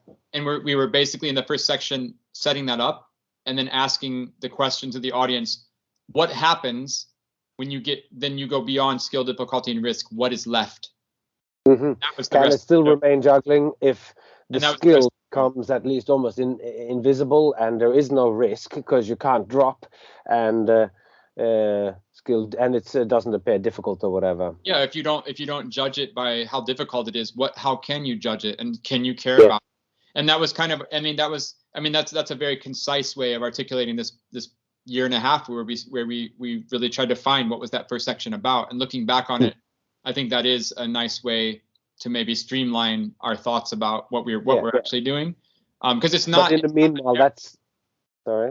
No, it's not. That the story there is told through a guy losing his leg and using the money to write the first and most important book on the history of juggling and blah blah blah. So this was just huge things to go in. Whilst actually what we were saying could be done really quite simple through this essence. But you were even talking about how you were realizing that the biggest omission was just that at the end of all of that, to wrap it back. Not to, and that was the moment that juggling became art. I mean, you didn't say that, but like that's kind of the paraphrasing of that. You pin it down to a specific moment or whatever, and instead to go, and that's when it sort of transcended this game that we set up in the street show of the can you do one more, or what's the juggling, what's the difficulty, risk, and skill involved, and that maybe we could totally transform that section to conform more to a little bit less intellect, because it doesn't get more intellectual than trying to define something as to whether it is art or not. But that reflected also the intense discussions that we had about juggling and the nature of juggling and what it is, and me about showmanship and what these things are. So we could almost not see that these things are, because we did manage to make it concrete, and the great responses that people tweeted and that people going, we were killing it with like what Teller is saying about the audience, like treat the audience like they're smarter than you. Yes. And you don't want to treat people like what they actually are, because then as human beings, they're just on this downward slope already. Treat them the way that they could be, or that, and having that in mind is probably reflecting on what Penn and Teller does as an art duo. Yeah. And lifting the whole level of what magic can be. And we spoke to the people like they would follow us along on these things. And we did very specific things with juggling skills as well that would keep you and know what we're talking about, and constantly making it concrete through your genuine travel through the world and your life and your biography of how you made these discoveries. But still, we could probably tone down that level and talk like just specifically, because those are all like we set those things up in one of the early stories of where you juggled for the launch of Viagra, which got completely cut because of all sorts of other reasons or whatever. But that just this whole thing of skill, difficulty, and risk is a huge enough topic and enough of a shorthand for, is there something more to juggling if you go beyond the tricks or skill, difficulty, risk, which there is, and which is why the immediate aftermath of all of this talking is you doing the magnet clubs, which to me was all just leading towards you juggling 3 sticks that are tied together in one end, in one of the most creative explorations of what juggling 3 objects can be. And that raises so many questions as to, is what I am watching juggling? And just hearing again here now from Nalle, when I was in Sweden doing a gig the other week, how he sort of basically said back to me what you and me had spoken about. We just want them, when you do that thing, for them not to feel like this is completely abstract, and not to ask whether it was juggling, but to look at what happens when you take away skill, difficulty, and risk or whatever. So like, he didn't say it in those words, but I was just going like, it's there. Even when we feel like we might have gone too far in these things, and we can simplify it and still leave people feeling very smart and that they get it. We're not dumbing it down, but just simplifying the words that we use and the things we use to set this up, and it will make the aha moment when they go, oh man, yes, look at that. This also is juggling. To have that in there, that might become more visceral to them when it's not so intellectual or whatever. I mean, that's a good point. I should, for the sake of thoroughness, and like we're recording this today, as much as for ourselves as anyone else, for sure. So I should definitely this has devolved into a little what we can do to improve on that show. Yeah. No, but it's good. It's good to uncover. I mean, there was so many. I mean, 99% of what happened in New York was just incredibly magical and perfect, man. Like, it was beyond, the process has been beyond my wildest dreams, and the run itself was just artistically, like, yeah, people would cry every night and stand up. Like, what? Like, I could never. Anyway. So, which is interesting too in a 40 seater. It's not like they were just doing it because everybody else was doing it, or like it's no. It's a personal choice. The crowd up into yeah. Well, so you know, like I say, all these wonderful things happen, and then uncovering a few of the things that didn't work perfectly. I have no regrets from February when the run was, except for one thing. Like, I wouldn't have really changed anything in February. Like, it was great, man. Like, this show worked. I did 35 shows. It never fell apart. It never fell down. We even did like a 10 a.m. show, and we were doing 3 shows a day and stuff. And I lost my voice. Even the show I lost my voice it worked. Like, it never felt, it was never, I don't think anybody ever left the theater going like, oh man, like maybe they didn't like the show, but I don't think they were like, oh man, that had potential to be good, and it just fell apart. I think, you know, if people didn't like it, they're like, well, he did his thing, you know, I don't think, or whatever. So, but there was one thing I would have changed, and looking back on it, because, and it's so funny what it was. It's because at the end of that whole first section where I talk and I say part 1, part 2, part 3, I lead the entire audience up to the edge of our argument. I lead them up to the highest pinnacle of the mountain of what we're talking about. I build this, like I say, we're building this argument, right? And I take them all the way to the top, and I just don't push them off into the over the cliff, like with me. Like, I jump, but I think they follow me because I think the show worked, but I could have just, for me, everything was so fundamentally. Again, I had these assumptions. Like, I like, you go to juggling school, wrapping it back to that stupid thing. And now it's the first day of juggling school. We're going to juggle. It's like, no, hold on. We have to prepare to juggle. Like, you're already beyond the starting point because you're too deep in. And that's, for me, it was the same thing in the show. I was too deep into these things in my life, not in the show, in my life. It was so fundamentally a part of me that I didn't even think to say it out loud. So we build up this huge argument to the very end of the that first talking section. Everybody's there's with me, and I said something like, now we're at the start of we're no longer at the end of something ancient from thousands of years ago. Suddenly we're at the start of something new that's happening right now. And for me, there was it made perfect sense. Like, everything inside of me, that everything I said there was perfectly expressed. But then looking back on it, I had set everything up to make sense. It's like I had told a joke and I just didn't tell the punchline, because for me the joke is the punchline is so obvious. So like, I had been like, and so why did the chicken cross the road? And then I would just keep going on because it's so obvious it was to get to the other side that people would just have understood that. So, but it's so stupid because we did such a good job of crafting those arguments and setting up the whole situation. And I could have added like 1 or 2 sentences to just sum up the entire thing for everybody so concretely. And I kind of wish I would have done, or I wish I would have realized that like back when I was doing the run, at least on the last show or something. But and to be specific, like what would you say roughly? Exactly.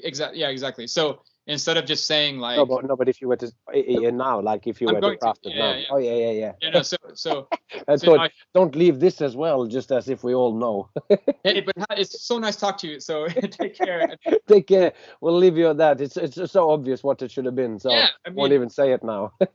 No, so basically saying, you know, oh shoot, what? Oh yeah, I'm no longer at the end of something ancient. I'm at the start of something that's happening right now, that's brand new, happening right now. And so what if juggling isn't valued for skill, difficulty, and risk? What's left then? Like, I could have just said that. Something like that. Yeah, exactly. That's the entire that's really good. Because that's literally what I was implying. Yeah.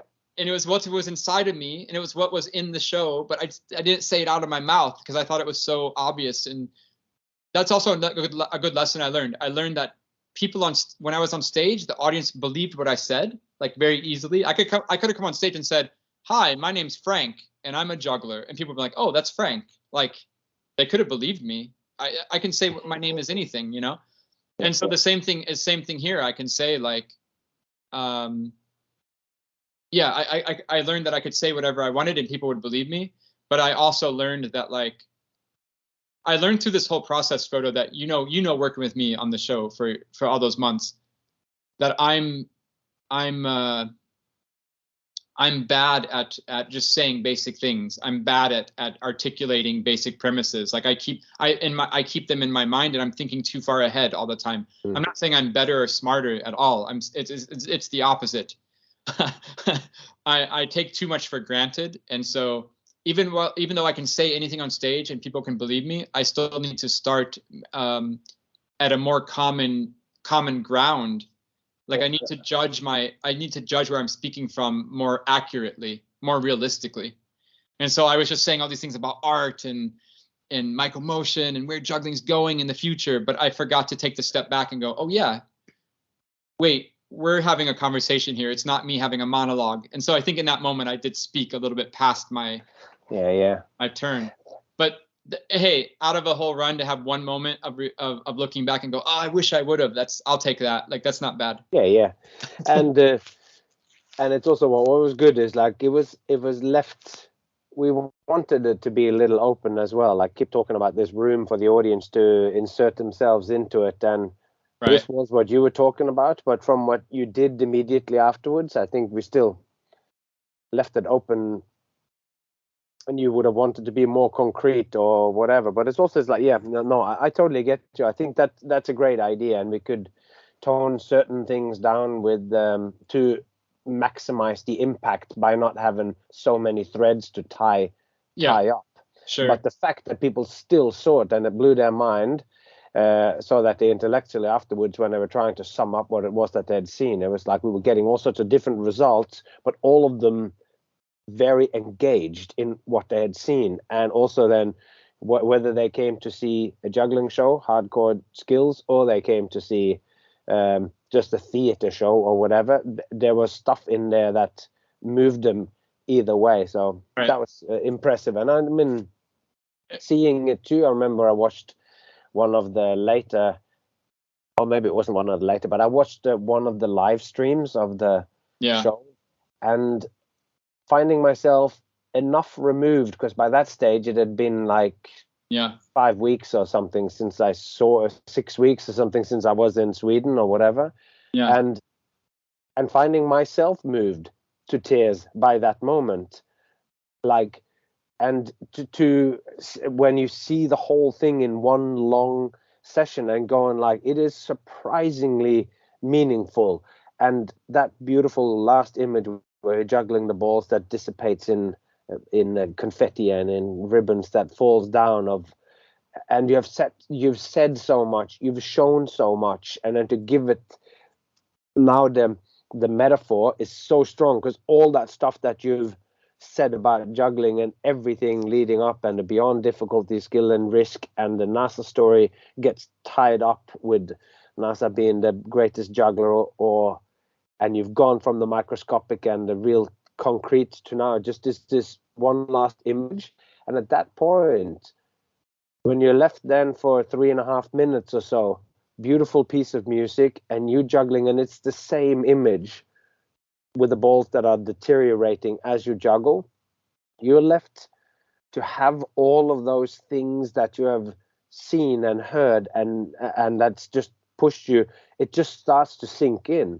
And as the balls literally vanish in front of your eyes, and it goes from having this figure of 8 infinity sign in your hands, which so easily can become cheesy or whatever, like as you just stand there and you watch it, and it's just one simple image that keeps giving these flashes of the stuff that the balls are made up of as they deteriorate, you get the weight of everything that's been said.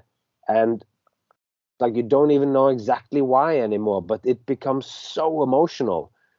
And this is that thing of like you've laid yourself bare here with like there's no greater declaration of how much of a nerd you are when you dedicate your life and you go and knock on the door of a obscure German juggling historian, and all those stories that you've told, that sums it up, but then you paint this enormously big picture in the end of the universe, and then just juggle in the simplest shape for 3.5 minutes, yet it's changing. It's like, it was beyond what I had dared to hope for. Likewise. So it's still translated in watching it streaming on my computer at home at an odd point in the day to make it fit with the streaming schedule. Yeah, that's powerful. Yeah, I hear you. I mean, that was another thing that we stumbled onto that was way more clever than we first anticipated, which was to have that last image being 3.5, 4 minutes long, that to sit there and have that time to reflect on all the material we had presented, which was a lot. I mean, admittedly, maybe too much, right? Like, it was just so much stuff in the show. We just crammed my life's work into a show. But then to end it with like 3 minutes or 4 minutes where you can just sit there and kind of like breathe and take in everything that was crammed into your brain was kind of more smart than we intended it for it to be. But like, it was awesome, right? Like that. Yeah.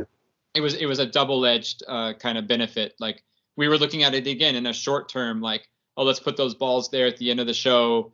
We're kind of looking at the end of the show. We're not looking necessarily at the whole arc of the show, but looking at the whole arc of the show, it was a really great move to have those at the end of the show. Just, even maybe better than the reason to have them in the immediate moment.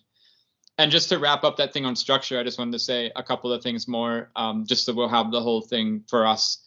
After that talking section with part 1, 2, 3, and then I go into a juggling section, which was roughly the same time as the talking section. So it mirrored the rhythm there. So it's like I talk for 20 minutes and I juggle for 20 minutes.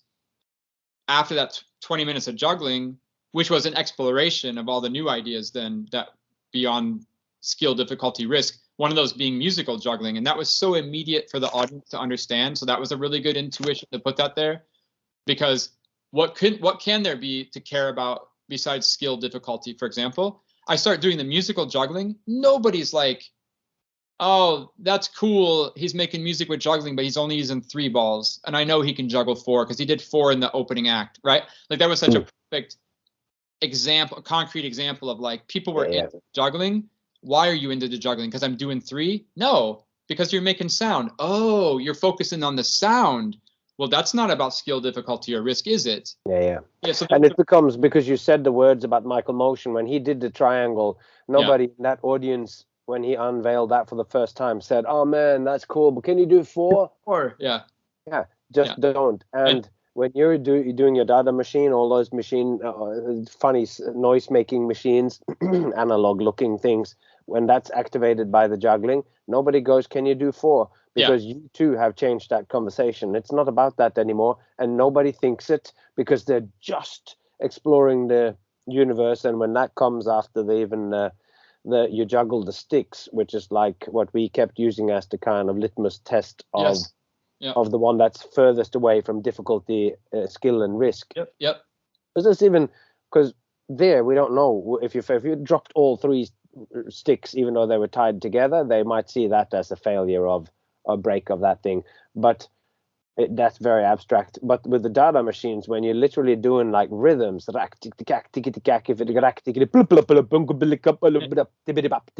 will see that thing was, or like they will have a different. So, but it doesn't become about that anymore. The fact that the skill is really high all the way through, which you might not even notice anymore. I think so. It is a risk to fail, but it has now become just like there's always the risk that, I wonder if the guy that's going to play the piano, if he's going to make a mistake when he gets to the second movement. Forget that somebody is playing, and you just get into the music. I think that's a great point. I think that totally happened, and we hadn't said that clearly as you just did right now. So that's good. I totally agree. That was a really good feeling. But the cool thing I was going to say is, after that arc of that 20 minutes of juggling there, I get back to speaking again. And that was also a fun thing, because it was a familiar area for both me and the audience, because they've heard me speak for 20 minutes, but then I didn't speak for 20 minutes. And I come back and I do the Carl Sagan speech about 1,000,000 years of juggling. And it was such a fun kind of moment. Like, it was also a fun moment in the show when I opened my mouth there, because we're back to a familiar place. We're back to a familiar relationship. And that was really cool.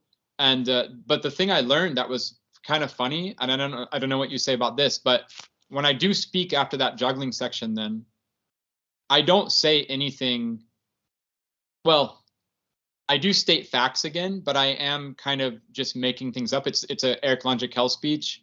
I'm talking about Carl Sagan and his wife Andriane, and it's all very straightforward statements. But of course, the ending is a very fantastical little twist on the concrete words. But it felt like I had a liberty there when I came back to talk to the audience. I could say whatever I wanted. I could have recited a poem. I could have said the sky is purple, whatever, and they would have followed me. Like, I felt that there was a familiarity, like, oh, he's talking to me again. I know what that, like, we've had that relationship before. Trust. Yeah, that's cool. It has to do with trust. They trust you. Yeah. Yeah, it felt good. But then I also felt I had a freedom to say whatever I wanted. I didn't have to feel like I had to build an argument with them anymore. So we had really done our job in the first section, I guess is what I'm saying. I don't know. But it was really a nice, fun thing. It was like such a free moment for the audience and for me. I could just tell my story. Everybody was cool. No stress. Done. It was great. So nice. And then into the end of the show. And again, that rhythm of like 10 more minutes of juggling, little speech to set up the balls that fall apart, and then the balls that fall apart.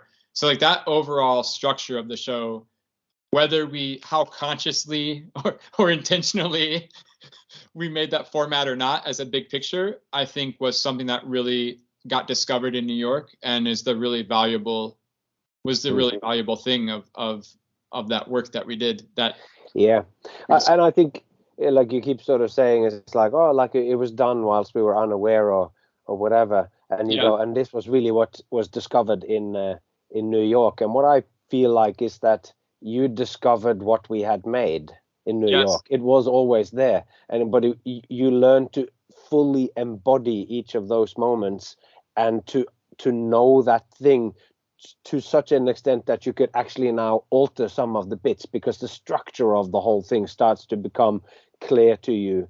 There's always the two things. This is something I'm so obsessed with for like a few years now. There's what you think you're doing, and there's what you're actually doing. Yeah. So what you're saying is, and I'm totally with you. That's so nice you said that out loud, because you're totally right. We thought we were doing one thing. Oh, I'm just making the end of the show here, or oh, I'm just making the end of the talking section here. What we're actually doing is something a little bit different, and it's not obvious to us because we're too close to it, or there's too many, we're deep in.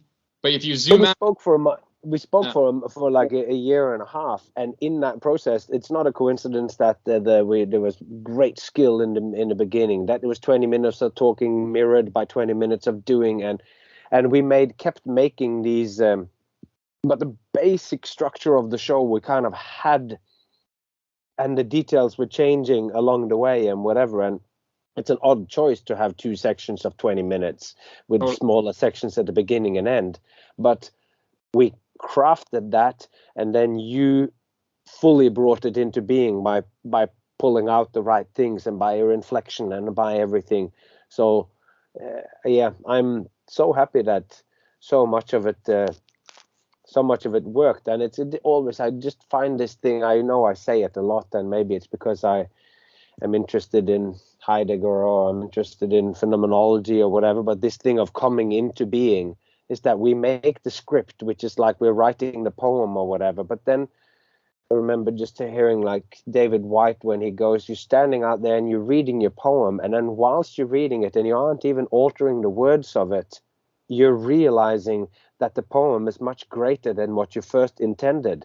And then because you now have discovered these things in the middle of telling the poem, the audience gets this next level of meaning the very first time when they hear the poem.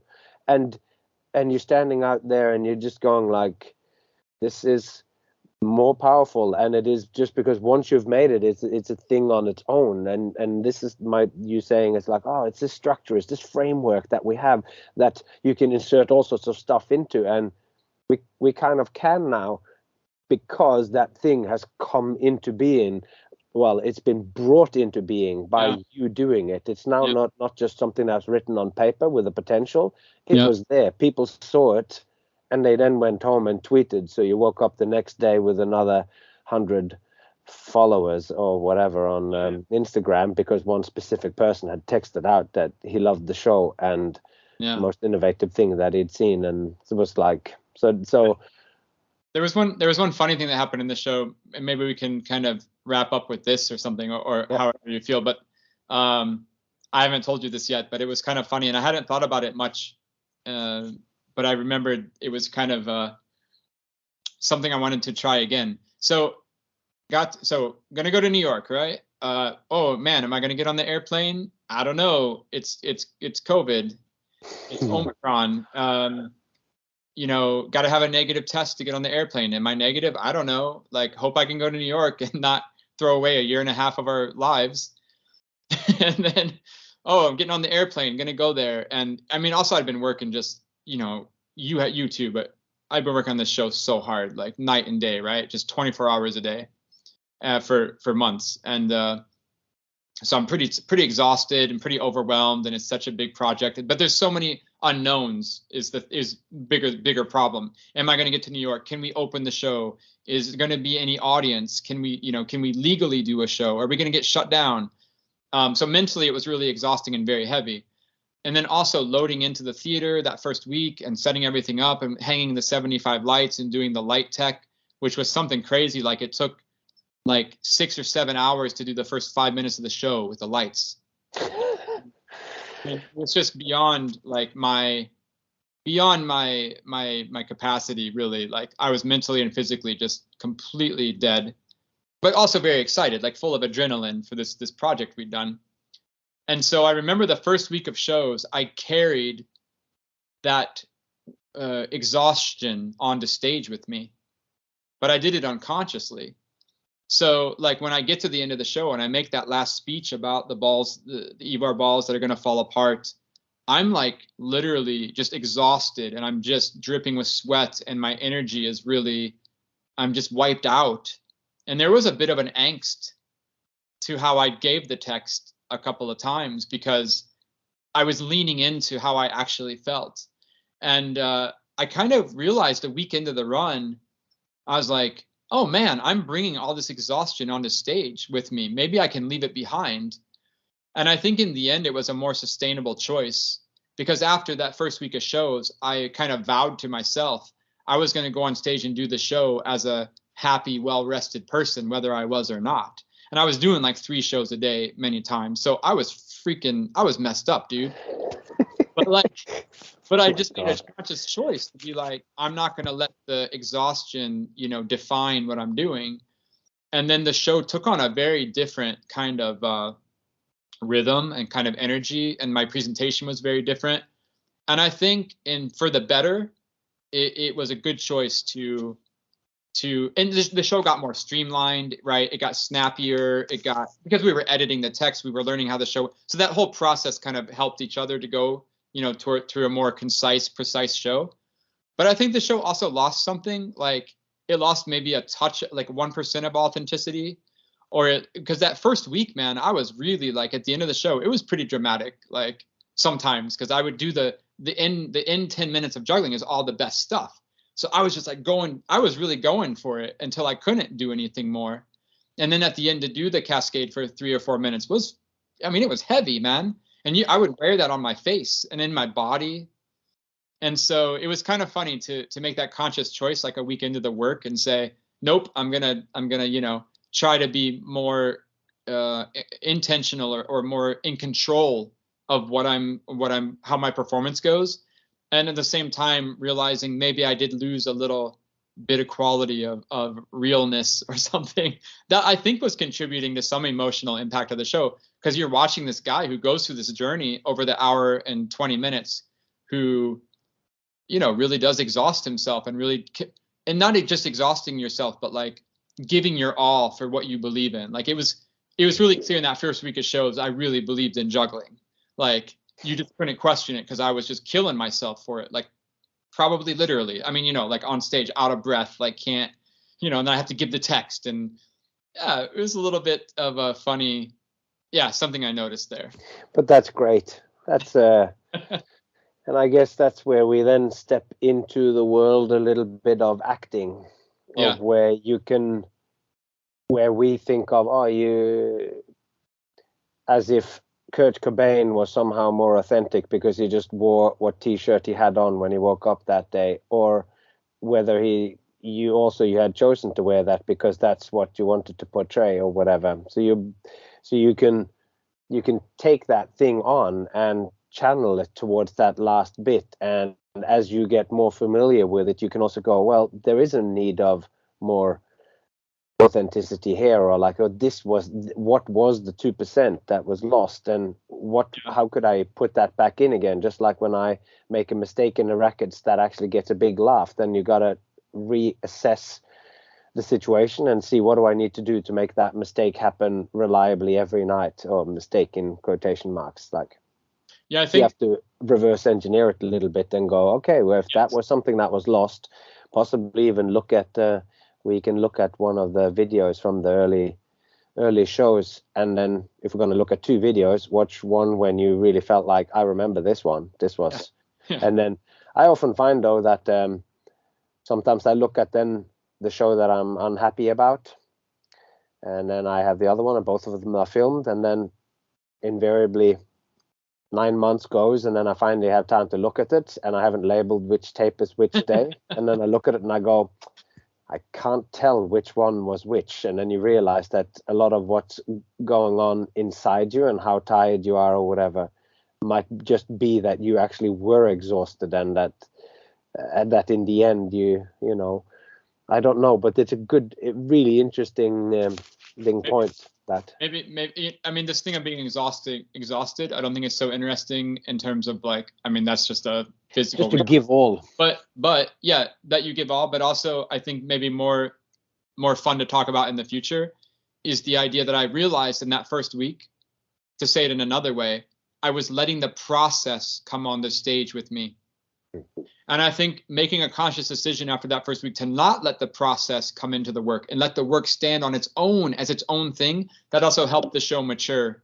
That also helped decouple the show from what I thought I was doing, into letting it be what it was actually doing. And that was maybe a more significant, I just thought of that now, obviously, but like, that's very interesting. Yeah, it's almost like what you had made was a poem already, and though that the poet comes on and is very sad and tells you a sad story, and now I'm going to read this poem, then you'll reflect that into it. But even when you take that out, the poem still stands on its own and will make all sorts of connections, even though they might not be specifically towards that all the stress that you had gone through, that you brought with you or whatever. Yeah, totally. No, I think so. But I think about it a lot. I think about it a lot when I see shows. Is the process of the show transparent on stage when I watch the show? And I would say 99.9% of the time, I hate seeing process on stage when it's transparent, where you just go like, you watch a show and you see a scene and you go, oh, I know exactly what happened in rehearsal the day they made that. You can like construct a story in your head. Normally it's because it's bad.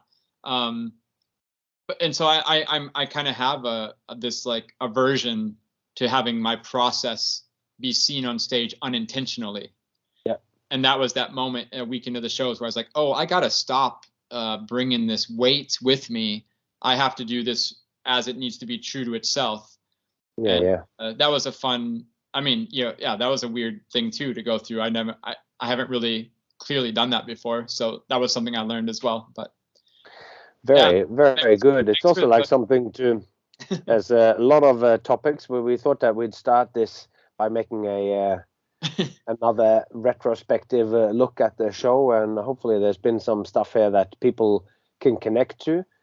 I know that in the past people have connected to the things we talk about, and that we talk so specific details and talk so much about the craft, that I hope that there's lessons and ideas and things that might influence or irritate people about how we just go on about stuff, how we spoke for 35 minutes about hi, my name is Jay and I'm a juggler.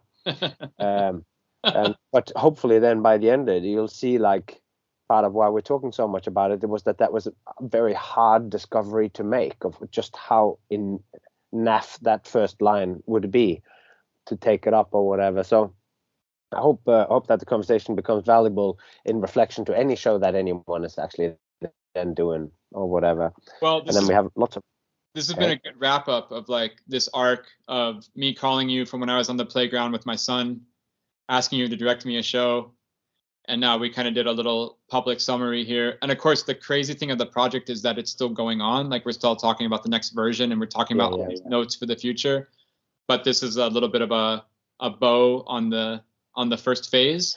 Yeah, it's so huge, that Bertha, when it comes out. It's like the first year that a child is alive. That's when the big things happen. They learn to sit, and then they learn to walk, and they learn to talk, and you start to see the first shimmerings of who they actually are or whatever as they start to talk and start to express themselves.